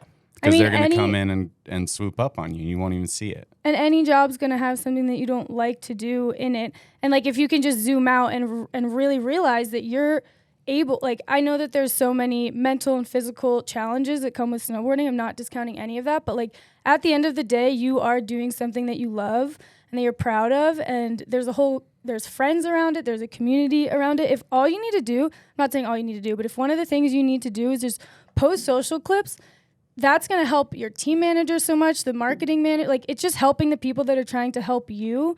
And I think that when, like, people just are fighting that so hard, I just can't really understand it also because, like, if you weren't getting paid to snowboard, you'd probably be posting your snowboarding anyway because it's something you're really good at, something that you're about, something you're proud of. And, like, isn't that the point of social media? So, like, are you just fighting it because someone's telling you have to do it? And that is, like, the human brain being like, I don't really think I'm fighting it. I feel like people realize that they got to play the game, and that's just. I mean, in our circle of pro snowboarder friends that are like, there aren't really fucking problems. So like, posting a clip on social media is a fucking problem. You know? Yeah, what I mean? like the shit's a joke at the end problem. of the day. We're just doing like all summer. You pretty much have nothing to fucking do, so you're just. Yeah, totally. Yeah. So and I mean, look at. I don't think anyone's. Or I mean, people are definitely complaining, but I don't. I mean, I guess people think just it's a like big deal. people need something for to sure. complain about too. Yeah, you yeah. know? Well, you look at like somebody like Jed Anderson or whatever, right? Like Jed, he has a misty vibe. He just doesn't want to pose. He wants to do his misty shit. But like, then you take, for example, Blake Paul. Like you said, like Blake's great at it. Blake films a great video part, and then he puts his stuff on Instagram, and he's a great spot. Like he does his job as a pro snowboarder very well. Arthur Longo, people like that. All right, this is a good time to take a call from our friend from the north, friend of the show, Jody Wachniak of the Airtime podcast, the Man Boys. We got Jody on the line. Jody, what's happening? How are you? Just hanging up here in the great white north in a couple of igloos, playing some hockey. Love that. We are talking about video parts versus Instagram and TikTok, and wanted to know if you have any takes on that, being a media guy you are these days.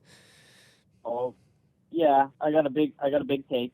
I definitely think that snowboarding will move in two different directions over the course of the next little bit. It's already kind of started that way, but I think that there'll be companies that embrace the TikTok and the more followers and the analytics. And as those companies kind of see growth and they scale, they'll continue down that path. But I think there will always remain something that's a little bit more dear to us, which is the video parts, photos in magazines and stuff like that. Whether that's actually in a magazine in the future, I don't know. But I think that it'll move in two different directions, and one of them will be respected by people like yourself and Jeremy and all the people who've gotten us to the stage we're in now. And then there'll be another stage that's, maybe laughed at when you're snowmobiling and you have a long day and people have been filming clips. It'll be kind of what you make fun of while you're building jumps. Quick question: which one of those two routes do you think will be more successful? Good question, Reid. That is for a the good company. question. I think that like for the brand, it'll be TikTok and stuff. I think that there's just going to be people who want that number attached to their brand, and I think that that's where you're going to have companies who aren't obsessed with year over year growth and money. I think will they'll find a lane, and they'll find they just need to find some sort of peace with not trying to make all of the money in the world. And I think that there's lots of other brands that's all they want. And I think that they'll get that through those TikTok people, and they'll inspire TikTok boarders, and they'll have millions of followers, and they'll inspire a whole generation of kooks, I guess you could say, or goofs or whatever, a bunch of like weird boarders out there doing it for none of the reasons why I started. And then I think that there'll be still a huge group of people that are just doing it proper, that want to go out there and nollie over a fence and backtail a cool ice block and, have their back lifts looking proper. And, as they get older, maybe kind of dive into, how all those things came to be, and maybe watch a couple of Jeremy Jones parts and, and the cycle will continue. But I think the other one it'll kind of go bigger on TikTok. I just feel like people are obsessed with more and more of everything these days. So I think that brands kind of are getting brainwashed into following that same procedure that happened with all major sports leagues one year when they all started switching from numbers. Like, how many points did they get? How much time do they, score points when they're on the ice? If they're on the ice for X amount of time, So you're how saying, many assists are they getting? You're going strictly analytics. I know Reid's got a take. I'm sorry, that I was think too the many wrong brands are answer. going analytics. Yeah, Reid, I want to hear your take. He's chomping at the bit to get on. No, not crazy. I was just laughing to myself, saying that I'm hoping that that's the wrong answer, and I have hope that Oh no, these I hope videos. it's the wrong I know answer that too, you're on the same side. I know that, and you clarified I just that. feel like oh yeah.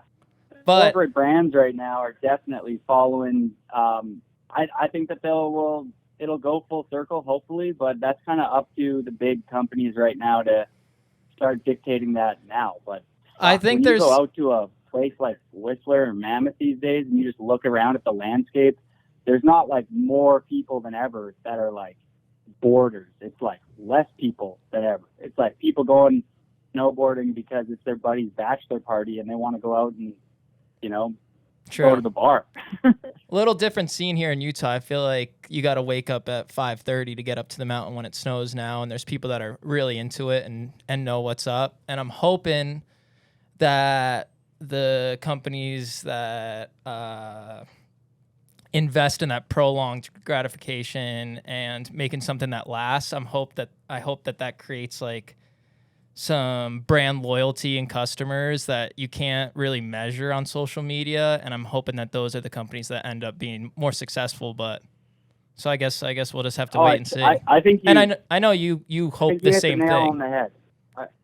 I hope the same thing, and I think that snowboard companies like the ones that are already around right now will be still the biggest brands for the core community. I just think that there's going to be, in the next 5 to 10 years, a lot of brands that don't exist right now. For example, like Dope Snow or whatever that company is, like that they've figured out a way to like get a bunch of people behind that brand that don't know anything about video parts. They don't know who Craig Kelly is. They don't know anything. It's just like, and they don't care to know anything, and which is fine because snowboarding's for everybody. But I think that like companies like, Vans and Volcom and whoever else in the future, if they continue to hire the right people, will be, I think they'll still be in a good place. I just think there's going to be a lot of companies that nobody's ever heard of before that are going to rival companies like Burton that are full kook of the day snowboard companies. It sucks to say, but like when you see companies like Dope that have zero credibility pop up overnight and take up massive. Yeah, I don't even know what Dope Snow is. For you who doesn't know Dope, from what I understand, Dope is a brand that's kind of like a lot of the Instagram, TikToker, like it's fueled by social media, and a lot of the people that are popular on TikTok and are popular on Instagram have formed their own brand, and they're not necessarily embraced by our like I said, we're pretty in tune with the snowboard community. I feel we have a decent view of the landscape. We don't really know where they are, but they have that Instagram and TikTok market. So that's what they're basically. That's what that brand is, to provide context. Yeah, I had no idea. So they just jacked Dope Industries because Dope Industries still makes boards. Yeah, I think. Yeah, I mean it's called Dope Snow. They make outerwear and stuff. Yeah. Okay. All right. And you see them in Colorado. It's like you're in the Montech, lift line. Kind of like another one. Yeah, but this is three or four brands now that are. This is an interesting take. I want to get I have a question for you. So, a lot of these like the point that you brought up that I thought was interesting is a lot of the consumers of this gear and the people who make this gear aren't in touch with the quote unquote core snowboard community. Like you said, don't necessarily care about Craig Kelly and the history which snowboarding is built on. They have expressed, I've seen a lot of frustration and use the word gatekeeping, that they are not embraced with open arms, which in my take, I think people should make their way however the fuck they want in this world. And if that's your lane and that's your avenue and that's how you build the brand that you want, if you want to make Dope Snow, make Dope Snow. I back people going and making their dreams a reality. I think everybody should do that. If you want to do TikTok videos and fucking do, and just interview weekend warriors and do people that are kind of like just love snowboarding for what it is and don't give a shit about the culture of it, do that. I think that's the beauty of snowboarding. You can ride halfpipe, you can ride split boards, you can do whatever you want. But go back to my original question is they've expressed a lot of frustration in not being respected amongst the snowboard community. Do you have a take as to why they should or shouldn't have the respect? Well, they definitely don't have like my respect. It's just like I'm happy for them that they found something that they're stoked on and they're having a good time. But and maybe it's just because I'm like an 80s kid, but it was kind of like, I don't know, you either show up at the skate park every day or the snowboard park every day and you're part of the club, or you're kind of like not part of the club. Like, I don't know. It's just, and I know that gatekeeping is a double-edged sword. There's good sides to it and there's bad sides to it for sure. Like, definitely not trying to make snowboarding, we want as many people to snowboard because I think it's great for people's mental health. I think it's great for people to get outside. It's an amazing way to express yourself.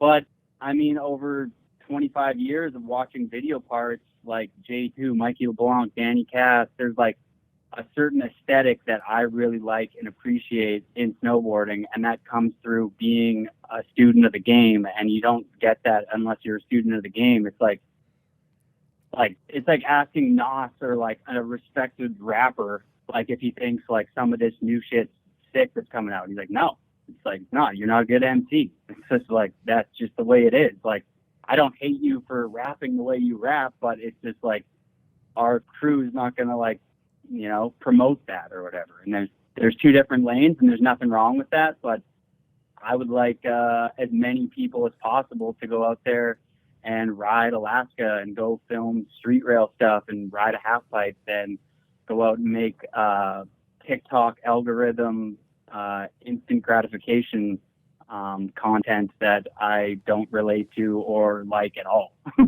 Yeah, you gotta earn your seat at the table instead of chase the algorithm. That's a great perspective. Yeah, and it's like no hate on those people either. It's like I think Chris nailed it there by being like, it's not like a diss or anything. It's just like we like different shit. That's just that. You know what I mean? I think the point being is that like, if you want to be respected in the space, you have to earn a seat at the table, like Reid said. Like, you gotta go do some fucking gnarly shit on your snowboard if you want to be a pro snowboarder. Like, you gotta be like, that's a big part of being a respected pro snowboarder, is going and being better than the average snowboarder. That's what makes you a professional. That's what makes you a skill set. That's what makes you respected. And doing big tricks with good style and filming videos and winning contests. Those are like the kind of the benchmark of how we determine who makes a living in the snowboarding. And I think that sometimes that stuff's forgotten when it's like there's the social media pro that's just figured out the algorithm, like you said, versus like the respected pro. Like, you get respect by being cool and looking good and doing good tricks on your snowboard. And if you're mediocre, you don't get a seat at the table for fucking being mediocre like that. I'm sorry. Exactly. It's just simple. Like, that's, yeah. It's like, I don't know how else to put it. In like, either lane, really. Yeah. In right? either lane. Like, what threat are those guys to someone that is a snowboarder? Like that, like they're nothing. They're actually just someone that is in the lane, as kooky as you may feel that it is. Like, it's its own beast entirely. Like, they're not snowboarders, they're participants. They play with snowboarding. Like, they spend money on snowboarding. And so they're just introducing it to a different demographic that will never understand a long form video or even a dope like B grade social clip that you put up of 3 or 4 tricks. They're just going to be like, well, that makes no sense to me. Like, it just looks like all the other stuff, And so that respect is just in a different lane in the core. And that eventually, like, that participant might hook into something and they're going to be like, yo, I saw Cleveland, like, what's that board? And then he's going to go chase down a nitro, or he's going to look at Reid and be like, yo, I saw this weird clip of some kid actually in the street. Like, seriously, dude, they were in the city. And it's Reid on a handrail. And then there's this new discovery. And then they'll make the choice. Am I going to be a snowboarder? And the gatekeeping thing, like, come on, dude. What do you, seriously? Like, if you're a snowboarder, no one's gatekeeping anything. Like, no one's telling you can't be here if you're a snowboarder, dude. Just show up and snowboard. Don't show up on Instagram and be like, you won't let me show up. Well, dude, I don't even know who you are, where you live, or anything. Like, what are you even talking about? Yeah, I agree with that. Like, to me, even like not from like a pro snowboarder standpoint, from just like maybe someone in the industry or someone who just like cares, it kind of, in my opinion, comes down to like why you like this thing. And it's like you can like it for all the reasons that we like it, and that is known and recognized, and that person's going to naturally gravitate towards hopefully like the positions of power or whatever it is. But to me, right, I kind of agree where it's like maybe the TikTok border's not a threat because... No, they're not a threat. Nobody's saying they're a threat. Just to be well, he just said like... They treat it like they're a threat to us. They come at us like, why aren't we in? Why? Yeah, I mean, that's what I've issue. heard, Yeah, right? Right, Like, yeah. Where's our acceptance? And it's like, dude, it's just because we're not looking at you. Yeah. But I Still like... haven't seen you. Yeah, like to me, it just feels like there's not enough there to even like penetrate through the like to the nucleus or whatever, and it just comes down to like there's so much out there to look at. People are like have a short attention spans. Like if you think about, I don't know, all of these other influencers in other regards that are famous for like their beauty routines or whatever it is, like no one cares about more than just like what they're watching on Instagram. So it doesn't really feel like, I don't know, it just doesn't. I don't think it's gonna like. Hopefully not really matter or whatever it is. Mm-hmm. Hopefully it's not going to take the money. Hopefully they're not going to take the money. What do you got for us, Jody? I was just going to say it's mind-blowing for them to be so naive to not realize that there's like companies that have spent the last like 5, 10, 20, 30, 40 years curating like an image and a style, and for them to be like, yeah, we're not accepted by, you know, whatever, Vans or Howl or whatever, K2 or whatever.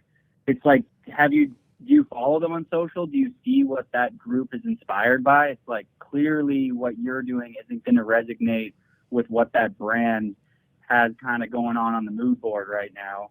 And by you picking the trending song of the day over a really blue background with you strapping into your bindings, it's like, I'm sorry. We're going to be way more hyped on like a nollie full cab over the slow sign by Deadlock. Sorry. And if you don't even know who that is, that's the whole thing. It's like you're just not a student. Mm-hmm. That was one of the issues with Snowboard Jesus, is when there was all the X Games beef. Todd kind of chirped him, and he was like, I'm sorry, I don't even know who you are, to Todd Richards. And it's like, Exactly. Todd is part of the building block of the foundation of where we are now, from taking it to from where it was to where it is. And I think you need to respect the foundation which the sport was built on. I mean, that's me wanting people to be a certain way. I'm putting my own expectation on it. But I think that you have to respect I mean, we fucking care about it. Ultimately, like we care, we love it. We dedicate our lives to it. Like being taught in Todd's situation, someone comes at you like that in that position. It's like, thanks for the compliment, dude. You know, like, I'm glad you don't know who I am until you feel like you should know who I am and that you're invested enough that you do know who I am. Like, I don't expect you to know me unless you're a student, to Jody's point. Like, unless you're part of this game. Like, if you're in the game and you come chirping and you don't know Todd, you might need to check yourself. But Snowboard Jesus, dude, like, what a compliment to Todd to have that dude be like, I don't know who you are. More people in it, you could talk more shit on people without shooting yourself in the foot. So that could be kind of fun. Yeah, totally. I mean, the thing too, also, like I've said it before on air, I'll say it again, that I think that, you know, my take has always been that TikTokers and YouTubers and people doing board review channels and the kind of like that world that you could say is super important for the person that's just finding snowboarding and finds the avenue where they're like, oh, I love snowboarding. What is this about? And then they find, and like Casey Willax, for example, I fuck with Casey Willax, dude. He's a great snowboarder. He brings so many people into the snowboarding. Like he can do switchback nines. He's got a positive attitude. Like everybody doing their thing is doing their thing. And that's what's great about snowboarding. You should be able to do whatever you want, but just don't be mad when brands aren't fucking with you, because just don't be mad if brands aren't fucking with you because of just keep doing your thing. You know Casey's what I mean? a perfect example, dude. Like that's someone that's doing it on the fence. Like he's a snowboarder. He's good at it. And he's an influencer, and he doesn't kook out. Like he does his thing, whether you are backing it or not, but the dude acts like he's a snowboarder. He loves it. He loves it, and he respects it. And I think that's like the perfect blend right there if you're going to like dance with both of them. Jody? Yeah, find your lane and then stay in that lane. All right, I got one more topic here, Jody, while we got you on the line. We got a great question from Bo Brown about brands. This is kind of in the industry talk portion of the show here. So Bo asked, I've always thought that in order for snowboard brands to really make it, they would have to break through to the mainstream. Surfing has brands like Billabong, Quicksilver, Hurley, etc. Skating has Vans, DC, and others. People who don't skate or surf buy these brands because they relate to the culture. And that's what makes them so successful and be able to give back to their sport.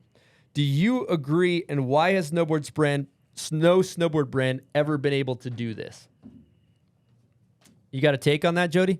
Well, there's definitely been some brands that have done it. Like, I mean, obviously, just a simple example would be like Burton.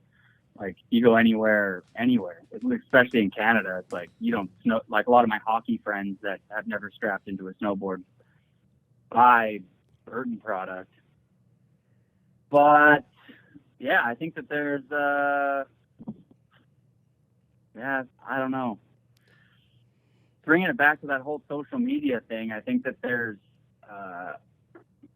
some brands that are going to be able to build off of doing things like community events, like Natural Selection, Bomb Hole events, and the Baker Bank, and all those events that kind of structure a community around that brand. And yeah, people from the sidelines want to buy into that brand. I don't really get how to. Yeah, I don't really know. It's like there's been a lot of companies that have branched out. Like look at Nomis was another great example of a company that blew up and people were buying all over the place. But maybe back to what we were talking about earlier, that scaling and growth maybe isn't always the best answer for snowboard companies, and maybe snowboard companies should just be happy being snowboard companies. And I mean, when you look at the companies like you mentioned, Billabong, Quicksilver, DC, Roxy, like huge snowboard companies, but if you look at what they're going through as of late with Jamie Salter picking up those brands, a lot of those people are already out of jobs, and it's like, do we want to kind of stay on this always have to grow year over year, and if we don't, we have to fire the whole marketing team, the team managers, everybody's got to go, we got to clean house, and all in the name of making 10% every single year? It's like, I've always kind of looked at, like, once you build a snowboard brand that's pretty sick, why don't you just be happy with being able to weather the storms and you're just a part of the community, more than having to be this massive snowboard company that everybody who doesn't snowboard buys into. Like, maybe if people didn't need to always make more money, the snowboard companies would be, healthier, and I think that would maybe even be a better landscape. That's kind of what I'm seeing. It's actually bringing it back to what you were saying earlier. Todd Richards, I was talking to him the other day about a bunch of the brands that are being bought and sold over the last 10 years, and he had a really interesting take too. Like, yeah, maybe we don't always need to scale these brands, so we're not kind of stuck in this rat race that doesn't seem to be working super well, because yeah, some people are making more money than ever at these brands, but if I look at the AMs on the come up right now, it looks like people are making less money than ever. Can That's I a drop great in a take. little? Get in there, Jones. Yeah, that thanks, Jody. That's amazing. Just to kind of keep going with it, I think throwing a little business in there, like what companies are spending money on snowboarders. And, you have companies that have been around forever, K2, Ride, Solomon, like ski-based companies, right? But they've been in the industry. They've supported different versions, smaller brands, jump off things, and they've been fairly stable. but they're not snowboarders that are running this. So, and where's all their money get spent? Like, you break down what that dollar is on like a board build. There's not a ton of profit in board, right? So you strip down, like, the reason the prices are what they are is because you've moved through all these different people and paid them to get that thing there. How many of those people are snowboarders? And like, how much of our money is getting leaked out? And you think of these brands in surf, to the question from, what's his name, Bo,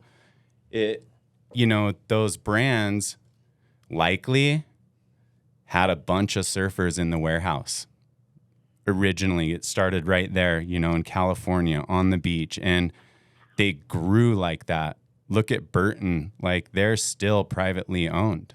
That's a snowboarder owned company from the start. And so naturally that lane is like, all right, I want to spend money on snowboarders. Let's open our factory, our US factory in Vermont, and let's employ as many Vermont locals as we can, and this is a snowboard company paying snowboarders and employing snowboarders, putting money back into snowboarding. I would say, there's a few other brands that are doing that. Look at Public on the smaller scale right now. Stepchild was running that game for a bit there. And on. There's a few. Nitro's found huge success in that. Still private. They just know how, to Jody's point, like, they've just learned this scale. Like, all right, we just had a really good year. Let's put some stuff in reserves because we know that this cycle goes up and down. So they tuck some away, and they're able to manage and keep doing it. Like, no one there is getting super greedy because they understand, the owners understand themselves, the margins that are there, how much money, and they actually care about riders a lot of the time. I know they go through, I don't need to defend Burton on this. I would on Nitro much more because I've seen the way their loyalty to riders is insane. They carve out as much money as possible for snowboarders, and they run it pretty lean because they have so many, but that's their move. Like, let's just give people opportunity, and they try to put it back into snowboarding. So I think that's a good thing to kind of understand and ask. Like, a lot of our snowboard money is bleeding out, and if you just follow the train and follow like the line of every spend, like, there's ways that we can like tuck it back into the boundaries of like a snowboarder doing the thing and putting that money back in. And I think, we're all here because we love it. We're ultimately like, there's not many snowboard brands that have gone and sold, and just like, no one's here. Like, if you're here for a quick buck or like a few mil, like, it's not going to happen. You're here because you want it, and you're stoked if you get a good salary. And then the fight for an AM to a pro, like, that never paid well, dude. Like, it never paid good. It never paid good until it did. And that's the thing. And then when it doesn't anymore. And that's just like, I mean, I had pay cuts for 12 years straight.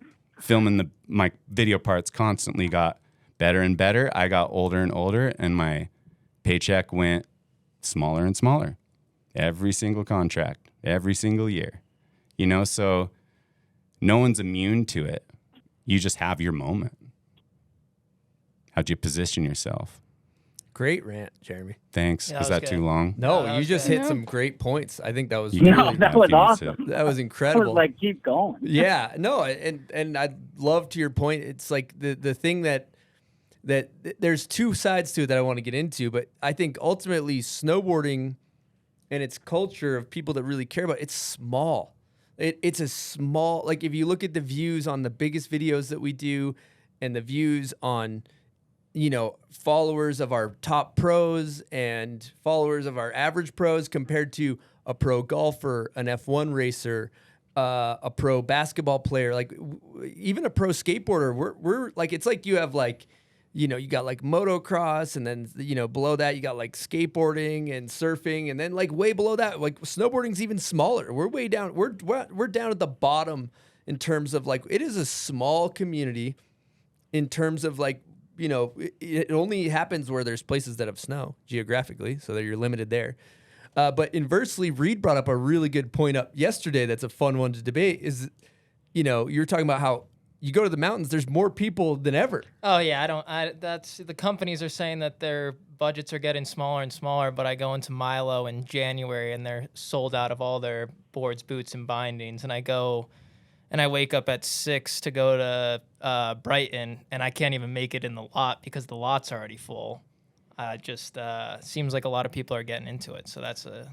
That's why I think the money's leaking out. That's what I'm seeing. Like, I'm seeing the holes of all these spends, and we're not spending it in snowboarding. Like, it's literally just holes in this thing, and every time we try to pour it up, it just sort of drains out. And that's the riders' contracts, that's marketing budgets. It just seems to be like something that we need to plug up, and like those in the industry need to kind of find those leaks. It's up to them. They have to see them, identify them, and make those moves. It's hard in a big company. It's hard in a small company to, like, even a small, nimble company to switch manufacturers or something like that because they see a better support for snowboarders. Yep. That's a move, and it costs a little bit of money, and it'll pay off in the long run, but they need to have that vision, right? And for sure. I mean, you're totally right. It's hard.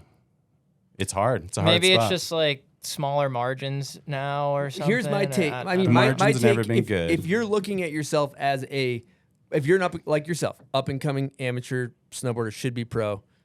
Hopefully it happens sooner than later. It's got to happen. Global AM, bullshit, you're not pro.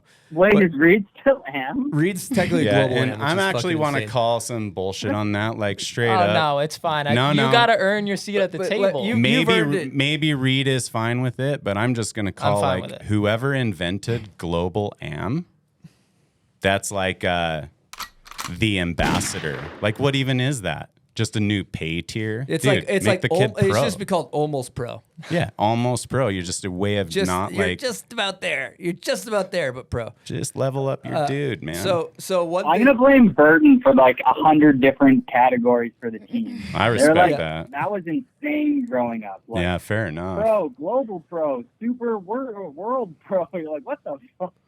Flow Why A give pro B and an AM team, team? Flow Cut it B off. team, Flow C team. I got one take on this, and I've said it before. I'm gonna say it again. But my take, if you're an up and coming snowboarder, and the talent pool is so saturated, there's so many good fucking snowboarders. Yeah, everyone's that, so that, fucking that good. it's simply when Jeremy was on the 408. There really wasn't that big of a pool. Not to discredit anything that Jeremy did, but what I'm saying is that, like, the money I'm sure was good, back then, and I think that the pool of talented riders was a lot smaller. So there's only, instead of there's 50 total riders in the world that are like worthy of, being pro or whatever. Now it's like there's 50 in every fucking state. There's incredible snowboarders everywhere you look. So you have this same size marketing budget, but you got twice as many mouths to feed. And I think that's where it gets hard to make a living as a snowboarder now. That's my take. I also think, And then like, you're the kid. You're like, sorry, jump in there. well, my point is just going back to Bo's question and product-wise and, like, what you were saying, Chris, about how it's small. Like, I was just thinking, like, with surfing, people, doesn't really matter who you are, where you live, you, like, need a bathing suit. Skating, you need to buy shoes. Like, snowboarding just feels a little different in that regard. Like, the products that we're selling are much more specific, and, like, that's where it doesn't reach the mainstream and a as lot much. higher They get barrier to confused. entry Good with point. lift Mhm. tickets and all the gear that you need compared to needing one surfboard and a board shorts or a skateboard. That's It's Pull your mic distracting closer. to look at. You Yeah. gotta pull your mic closer. my bad. Yeah. Kinda Should I quiet. re-say it? No, we could hear you, but Oh, just okay. for the future, just My keep your bad. mic, My keep the bad. mic close. Jody, Killer. go ahead. Jody, you got any other takes on this? Oh, I got so many takes on like just the whole conversation we're having Get in there. in general. It's yeah, I don't know. Back to like, if I drag it back to like the social media thing, because I feel like that's kind of like a part of this whole conversation, like where are the dollars going and stuff. It's like really sad because it's like the whole, when I was a kid, it was all about the ancient motto was let your riding speak for itself. And I think that was it. Like when I was a kid, it was like the go big or go home era. That was like a part of it, which is kind of stupid because you don't have to go big and go home. Like maybe you just want to do cool, like butters on the ground, which are dope. But let your riding speak for itself. Like if you're a kid now, like that would eat you alive to live by that. You go on the hill and you're busting every day and you are like stand out the best, but you don't have like, you're an introvert, so you don't run like a super active social media account. Brands follow you, or you only have like 900 followers, which like a lot of kids in Whistler. A lot of my favorite boarders are massively introverted up here in the Sea to Sky area, Seymour, Whistler. Not big followers, but are like some of the most talented snowboarders I've ever ridden with, and they can't get anything. And it's like that whole phrase of like let your riding speak for itself is just dissipating, and it's sad because when I look at my favorite snowboarders of all time, especially right now, when you look at like Arthur Longo, Keegan Baleka, Forrest Bailey, Cole Navin, Scott Brown, like the list goes on and on of people who are lean towards the introverted side. They don't want to be running an active social media account 24/7. You know what I mean? And now that you don't do that, you can't you can't be on the bench.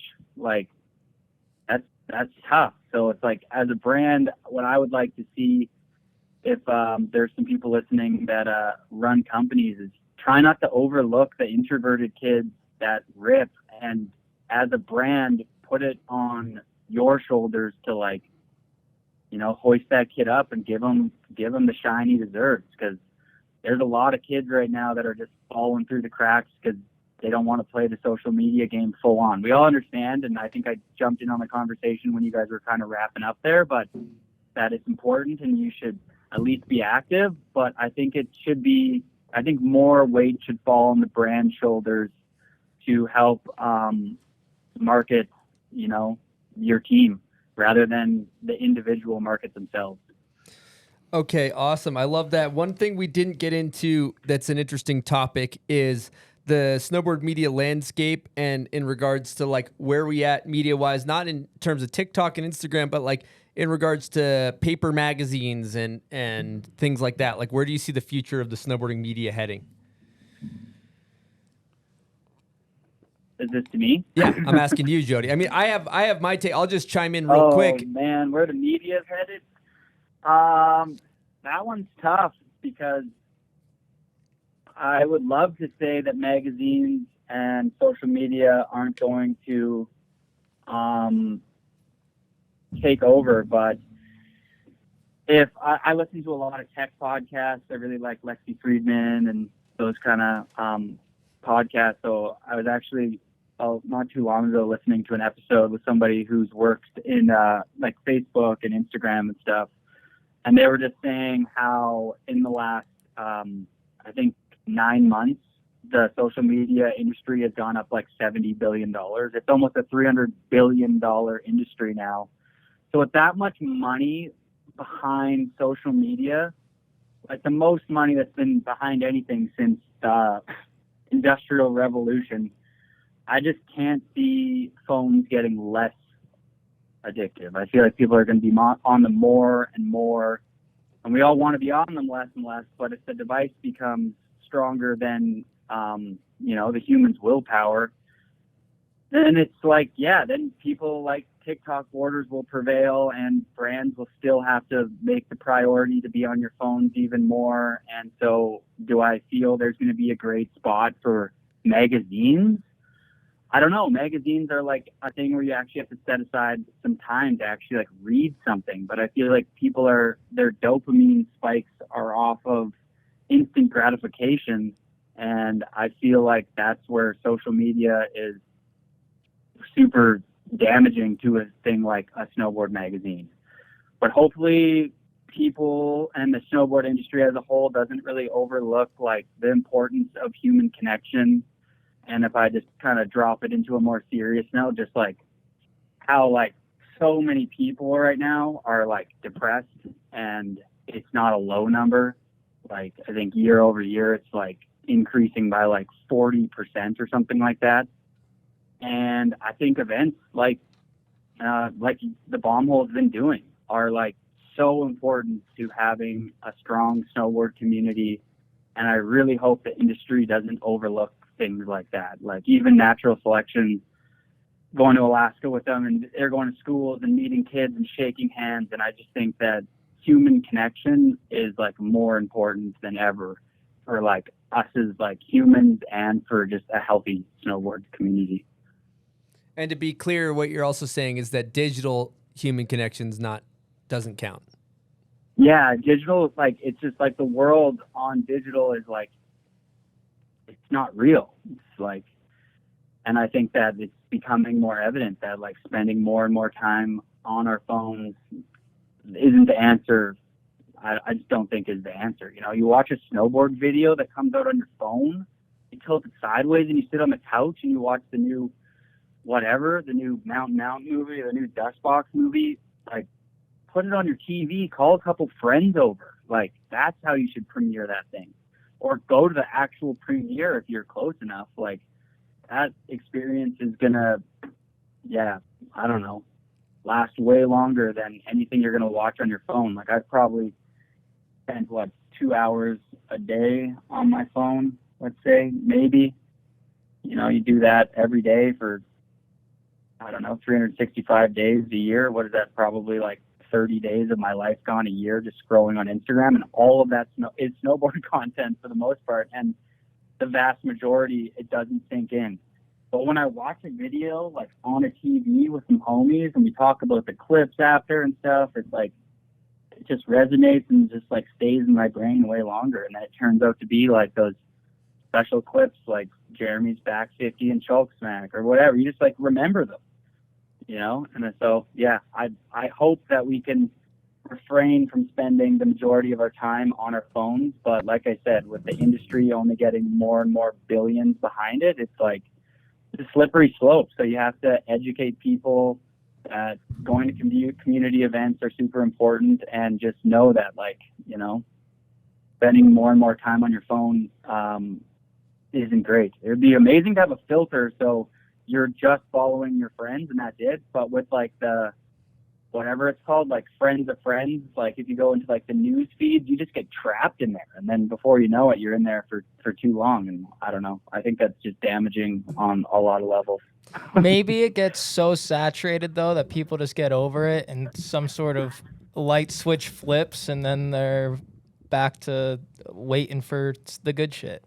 That's what I was gonna say. Like, if like even the TikTok border, the further we go towards that, I feel like there will be a whole group of people who just naturally reject that. And it's like you go back to the table book, the 16 millimeter, like the premieres with your friends, and that's sort of like the nucleus of like hopefully the community. It's a great take. Yeah, it's an awesome. I think that on that's fucking really sick.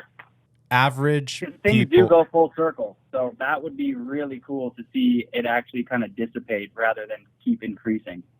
Mm-hmm. I think on average, we, as a population, we just follow things, right? But we all know, because this is our industry, and why we get accused of gatekeeping is we don't just follow everything everyone does. Like, there's our whole culture opposes so many things that are common in society, and that's what makes us feel a part of this, because we have a culture and a group of people that we don't even know.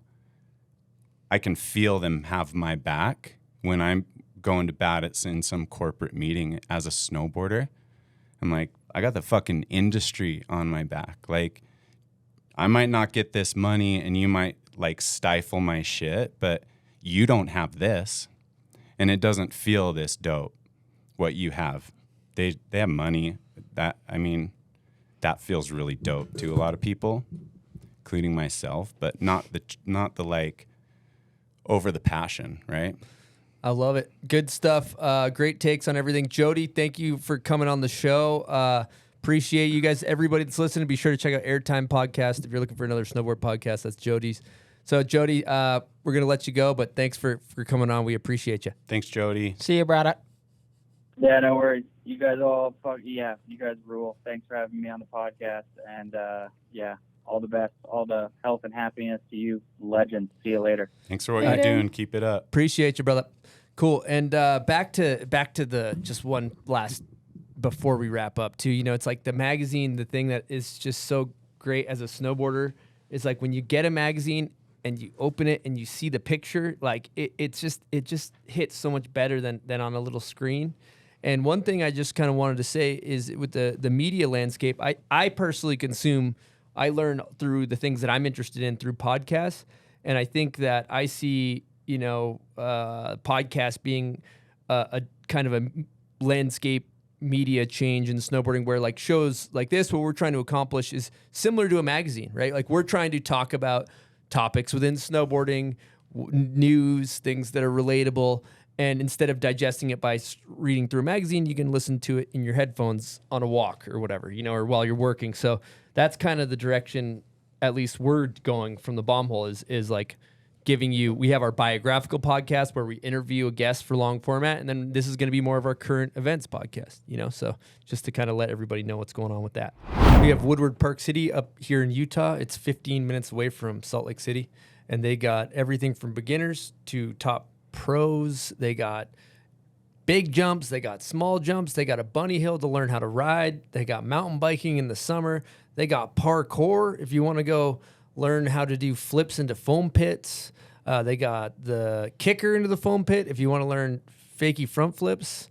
Really great place to go all the way from beginner all the way to as good as you want to be on a snowboard, BMX bike, mountain bike, skateboard. It's just a great facility for the next generation. So if you're in Salt Lake, be sure to check out Woodward up at Park City.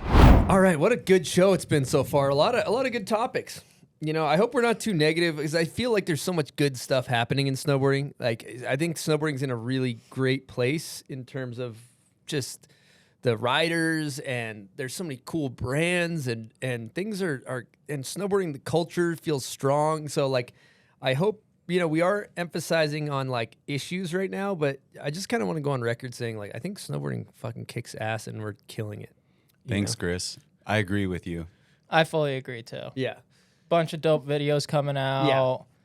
The people in it the community just even here in Salt Lake, like hanging all at Kale's house on Saturday was insane. No one's really causing any problems. It was a blast. Totally. And I think we reached out to our audience and we asked them, what do they think? What are they interested in hearing us talk about? And these are some of the topics that were fun. So we're going to get into kind of an accessibility topic here. We have a Patreon question from Alexander Crump. He says, I'm a bit of an old head. In high school, my friends and I were able to work minimum wage jobs in order to afford passes and gear. That doesn't seem to be the case anymore. The price of lift tickets is particularly ridiculous. With the current prices of lift tickets, how do we make snowboarding more accessible? Who wants to take this one? I can say one quick thing. Yeah, I think there's like a few like diamonds in the rough, like in Montreal, the Dylan Ojo Park that's put on by Vans is free to hike. Yep. I think there's maybe Red's Backyard has a couple setups that are free to hike. Mm-hmm. If you go to Minnesota and you want to ride the ropes, it's like a $20 lift ticket at night or something along those lines. So I think there are a couple diamonds in the rough, but I definitely agree for the most part it's extremely unaffordable. Chairlift snowboarding particularly, yeah. Yeah, you have to take from Utah.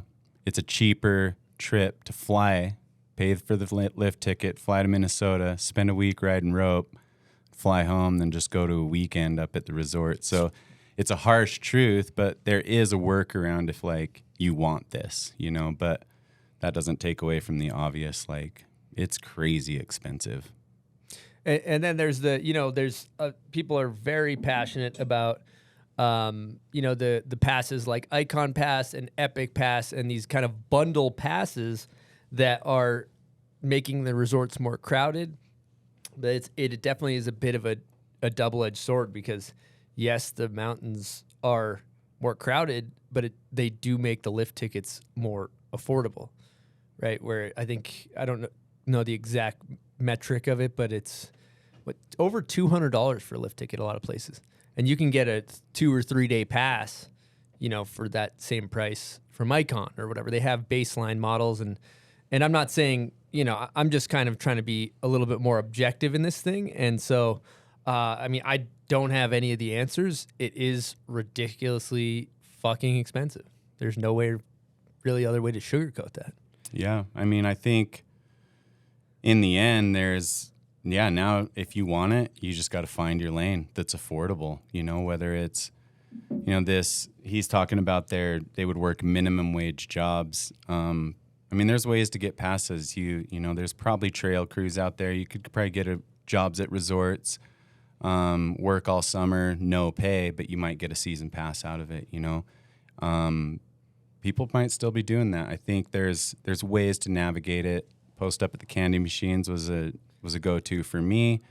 Mowing lawns, just like neighborhood hustles and things like that. Like this was $50 felt expensive. That was still way more than I ever had. And I had to come up with that from Monday to Friday. So I feel like in scale, the process is still the same. It feels like it's a lot, but the process is really kind of still the same. Sometimes there's also like group things you can kind of find. Like I know BT Bounds or Beyond the Boundaries does, like their whole thing is going to resorts and bringing girls who haven't snowboarded before and like teaching them. And I believe they have like discounted lift tickets if you sign up for their program and stuff like that. So there are things out there. And also when you guys were talking about the Icon Pass yesterday, I just want to like interject this because I didn't know. I was like, well, that's only relevant if you're someone who's committed to getting a season pass, whereas like people want to maybe learn and like aren't down to spend $200 on a day ticket. But you guys informed me that there are like 3-day bundled tickets and 4-day bundled tickets and stuff on Icon and Epic and stuff that are make it cheaper. So that's always an option. And schools, I think high schools, probably even elementary schools now are offering programs that you can hop on the bus 1 day a week and get up to the resort, and might be like a 10-pack or a 5-pack that your parents will have to kick in and help you, get at the start of the school season. But that's a good program too, to get at least cheaper tickets and rides up to the resort, so look into that maybe. Yeah, definitely click around and see if there's some sort of student ID discount. I remember I got a pass from Brighton once for $500 when I was younger because I had a high school ID. So yeah. And then there's obviously, we don't have the answers on this show. It's expensive. That's one of the hurdles of snowboarding. The gear's expensive. The whole fucking thing's expensive. The going is expensive. It's a sport that unfortunately requires means. But thinking back to when I was a kid, and you guys might be the same, but I grew up in Massachusetts. It snowed in the winter.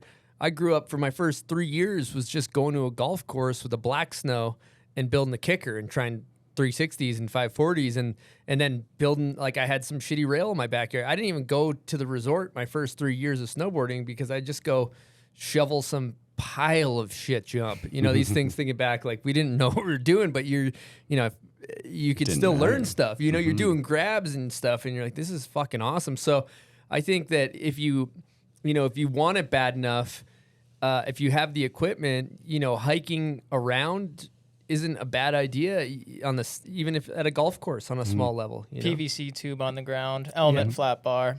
Yep. Also, Sugar House Park, Dope Hill, all sorts Chill of stuff. Foundation and all that stuff. Thank you. Yep. Yeah.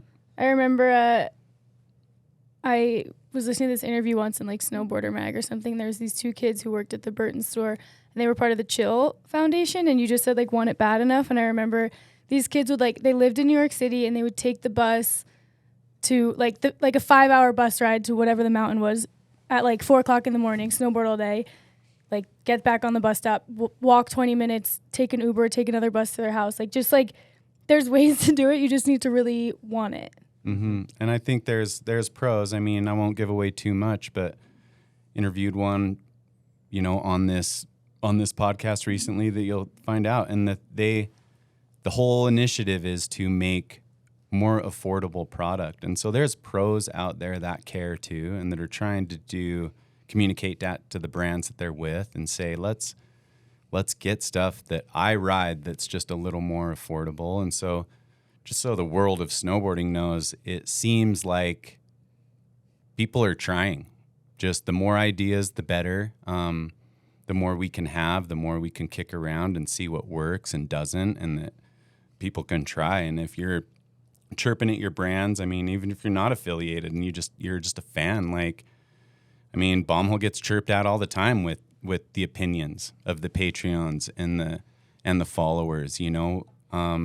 Same thing. If you're loyal to someone, like, they kind of want to hear your feedback. As long as you're not a dingus, like, you can give some good feedback and it'll be heard. Whether it's applied all the time is a different story, but it'll be heard if you, again, don't come in like a dingus.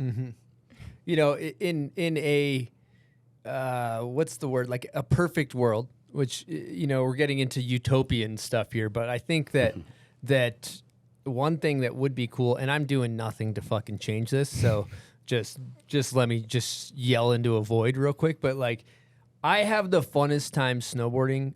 Some of the funnest times of my life have been at Highland Hills on a 200-foot vertical hill on a fast rope tow. And it's like, I think that in snowboarding, we overthink it to where it's like, it's got to be this big, like, there's got to be like high-speed quads and gondolas and all this shit. And it's like, I don't believe that to be true. I would prefer a soft, hard, like, groomer day in the, you know, in the sun with a good rope tow and a good group of buds and a few rails and a little kicker over fucking 95% of POW days if it's the right setup. And you don't need that much. So I think personally, again, grain of salt, I'm not doing a fucking thing to change it. I do have this set up at my cabin, which is, you know, I'm super lucky to be able to do this. But like, I personally have just as much fun on a rope tow and 200-foot vertical hill and a few rails than I do. So I would love to see, point being, a trend towards maybe cities being like, let's just make a little small, affordable area over here. You know, Great idea. Yeah, I think that's sick. Also, like that in that regard, if there's a free park and stuff, there's people that are putting in free labor to upkeep it. Not necessarily if it's funded by the Not city. always. Yeah, like if it's a city park, then you're gonna have city park employees employed by tax dollars to do it. That's what happens in some places. But also, you can set up a park at a resort, like to Reid's point, Red's backyard. Like there's a concept there that they have that open and it's free. Like in Copper, it's free to ride that zone. You just have to sign a waiver, and Copper is not a cheap place to go snowboard. But they pay to have it maintained. They pay the park crew to maintain that space. And last I heard, you sign a waiver and you can ride that zone, which is just a little like street setup essentially and boxes, and you can ride it for free every single day. And that's, again, one of the more expensive resorts, and they're offering that up. So there's little things you can find. Just kind of get on the hunt. It's not getting cheaper. I don't know what the solve for that ultimately is. It's going to be convincing CEOs to, you know, hand over some of their margins. That ain't happening. That ain't happening. No.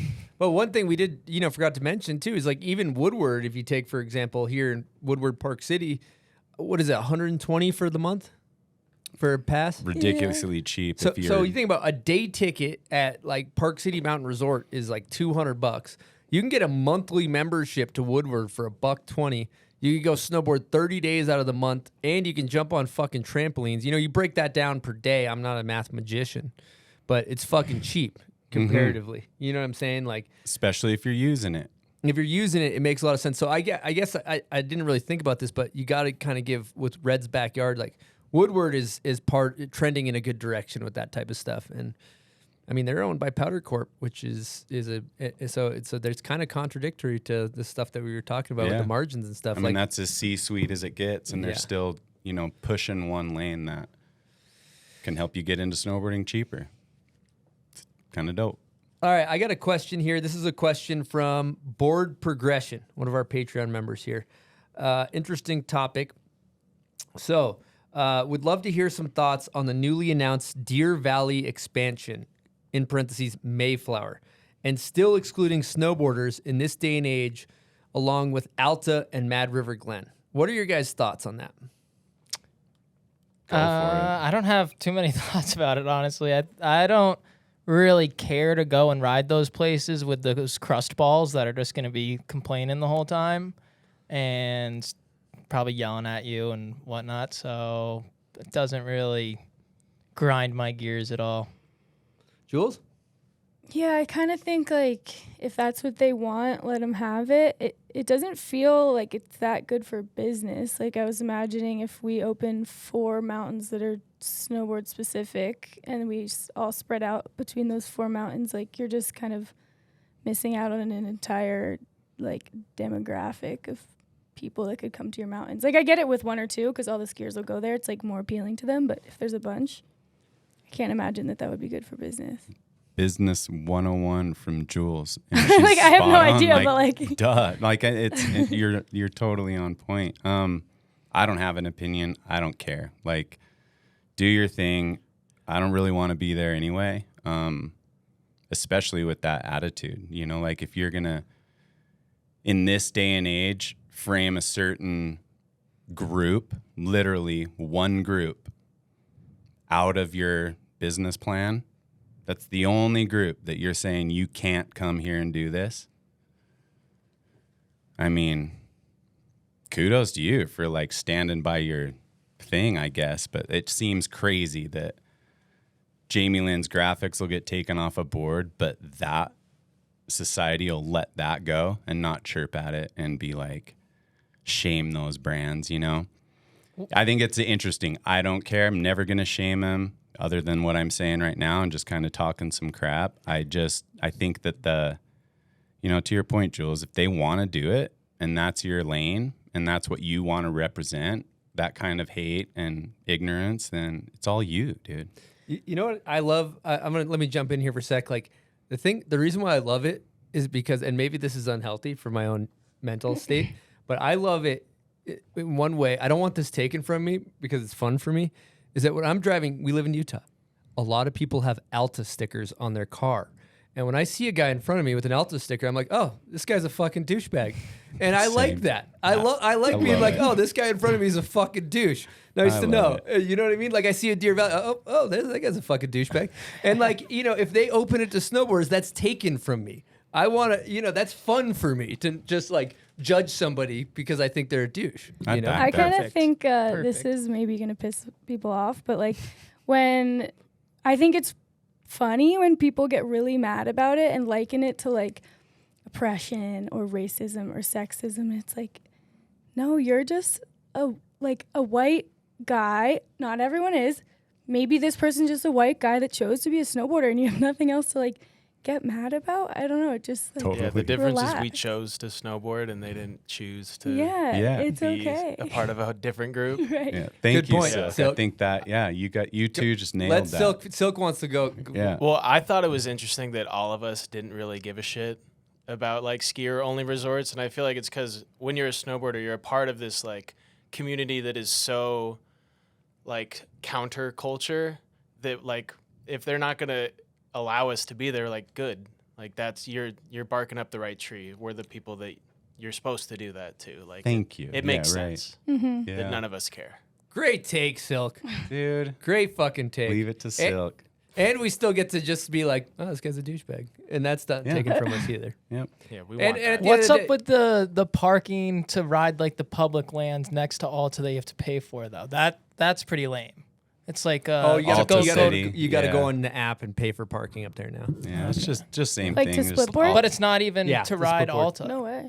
No, it's just Alta as a city, just getting not the ski revenue resort, from there. It's a town. Yeah, it's a municipal payment. The town wants the money for that, and Alta the resort has obviously mad influence in there politically, so you get a paid parking lot.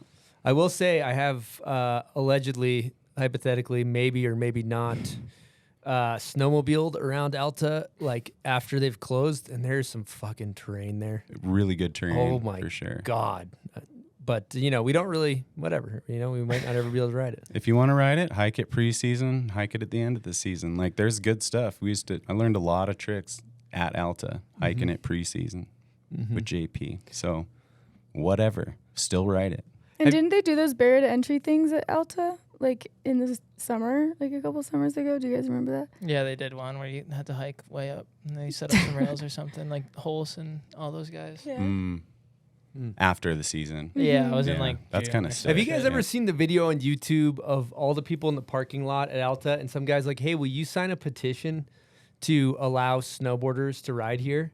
And then seen the reaction from the Alta locals? No, I haven't seen it. It's fucking crazy, dude. It's pretty funny. It's deep hate. Like they hate. truly, like to their core, hate snowboarders, which is That's fucking, so dope. it's awesome. Yeah, It is. It's But awesome. you'd They be- had. Go ahead. Yeah, no, you'd watch it and your fucking hair will stand up because you're like, these people are fucking shitty, man. Like you don't want to go around them when you hear it. And they had, I want to say it was late 80s, early 90s, in their brochure for Alta, you could, in asterisks, we had one for a court thing. This lawyer was hitting me up one time trying to like press this against Alta, always trying to sue him.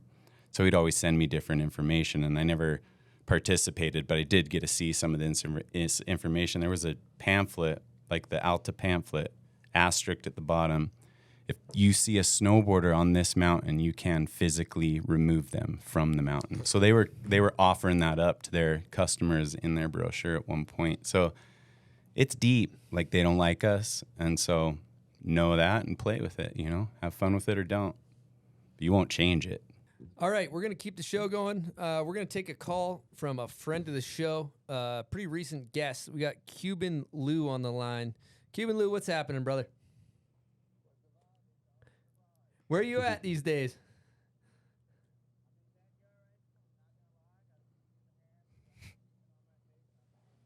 Whoo! Is that in, you in Tahoe?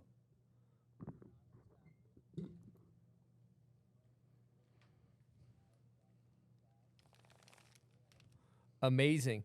Well, I wanted to hit you up because I think it was a while ago now, but I saw earlier in the summer you guys had the Halo event with Snowboy up at Hood. I would love to hear you talk about that event. It looked like a good time.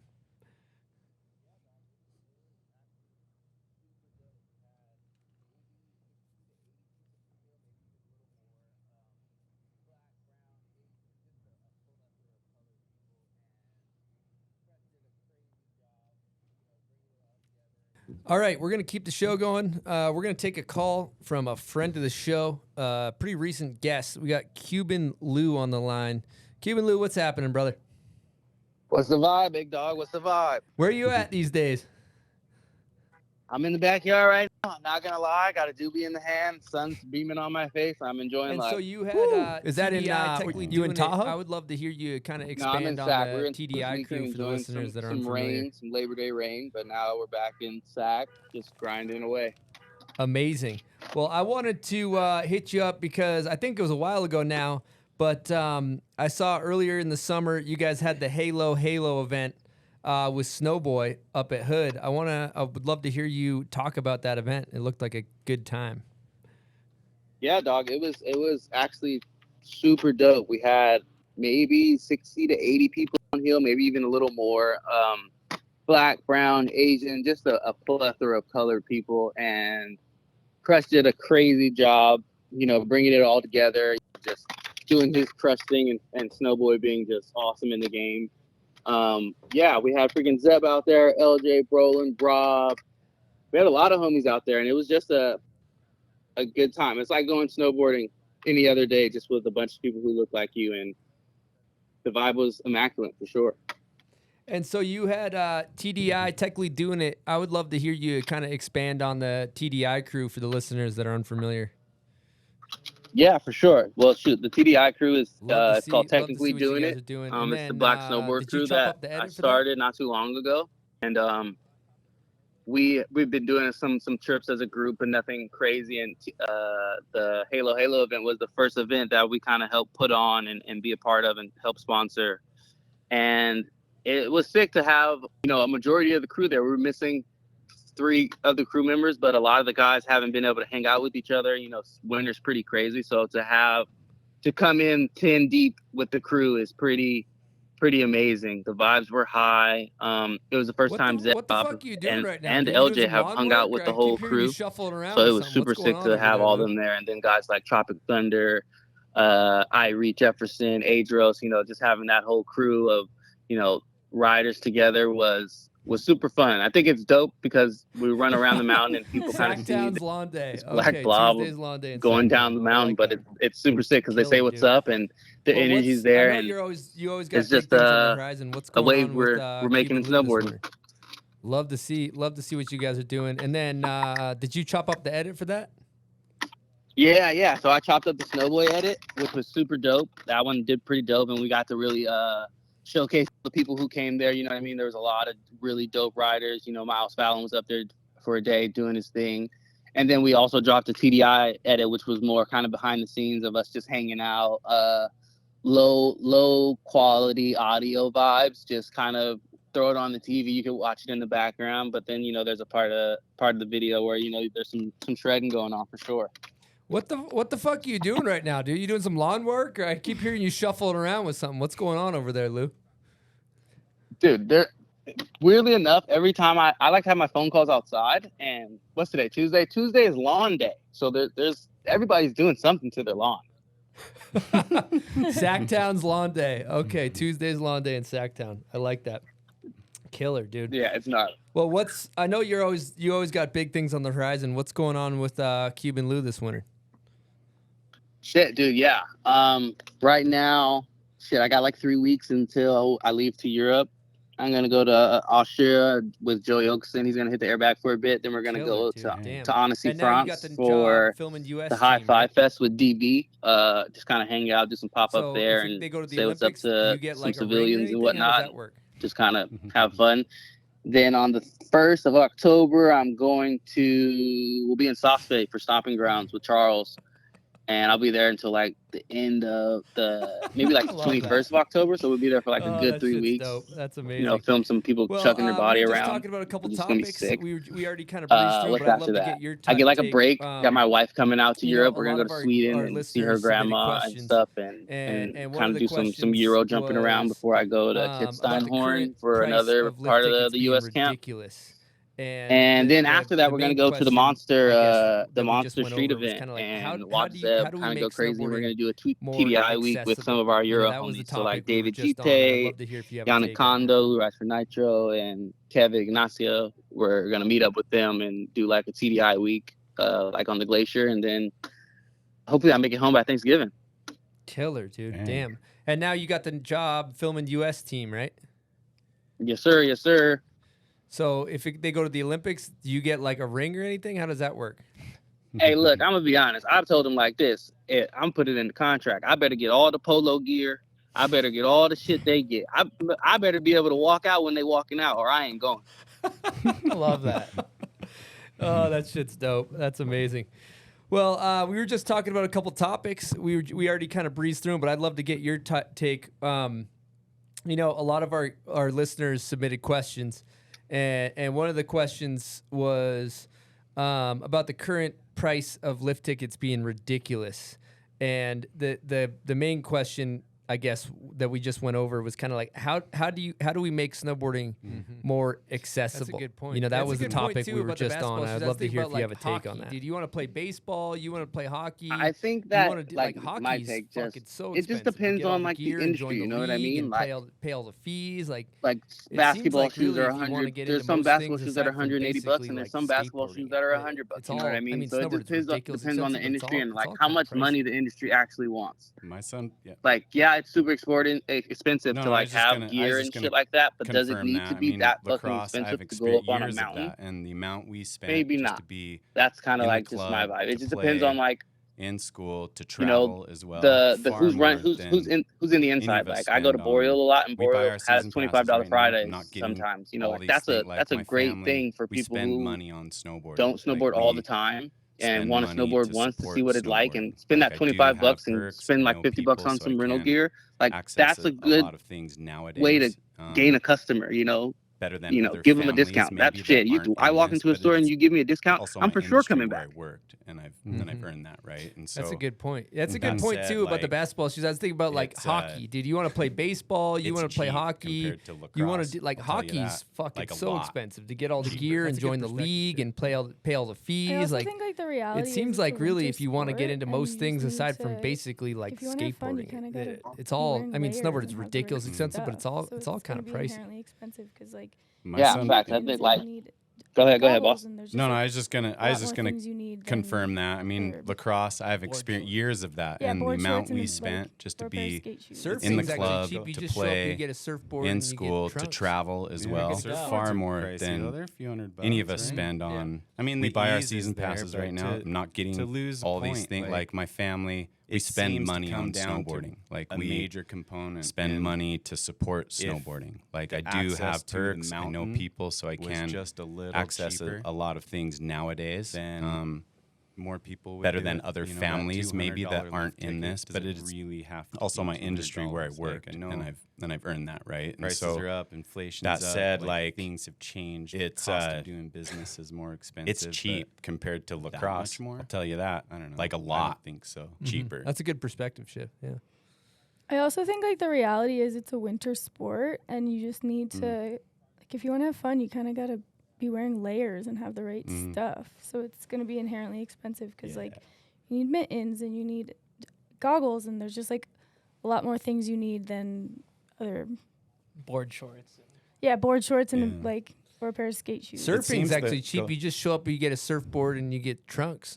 Yeah, You're good to go. Surfboards are pricey though. They're a few $100, right? Yeah. I mean, the ease is there, but to lose a point, like it seems to come down to a major component, and if the access to the mountain was just a little cheaper, then more people would do it. You know, that $200 All right. lift well, ticket I doesn't want to kind of really change have gears, to be Lou. We're gonna get into Like, some I of the new know movies dropping. Just kind of a quick prices preview, are up, but, inflation's up, like my question things to have you changed, is, are cost you, of doing I know you're business filming is more U.S. team expensive, stuff and but making edits. Are you guys going to that be much making more? a movie this year? I don't know. I don't think so.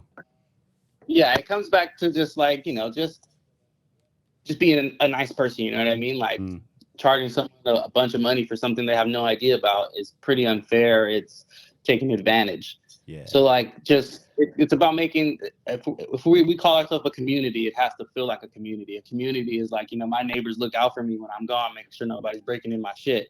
Like we got to be looking out for each other. And like, okay, if you come in here every fucking day the last 5 years, like, yeah, we should take care of you. Or if you know you're going to come here, like, yeah, you're going to spend that 10 to 15 days, then like, yeah, okay, then something should be movies are you looking forward to scale this year? You got to anything that. you're excited to see? Like number of days you're coming, or just working with each other is important. And I know people like, businesses have got to make their money and all, so like, let's be chill. All right. Well, I want to kind of change gears, Lou. We're gonna get into some of the new movies dropping. Just kind of a quick preview, but my question to you is: I know you're filming U.S. team stuff and making edits. Are you guys going to be making a movie this year? I think, yeah, we definitely are going to be making a movie for sure. Like, so the U.S. team so what I'll be doing, like when I'm with the U.S. team, we have a half-pipe crew called the Economy.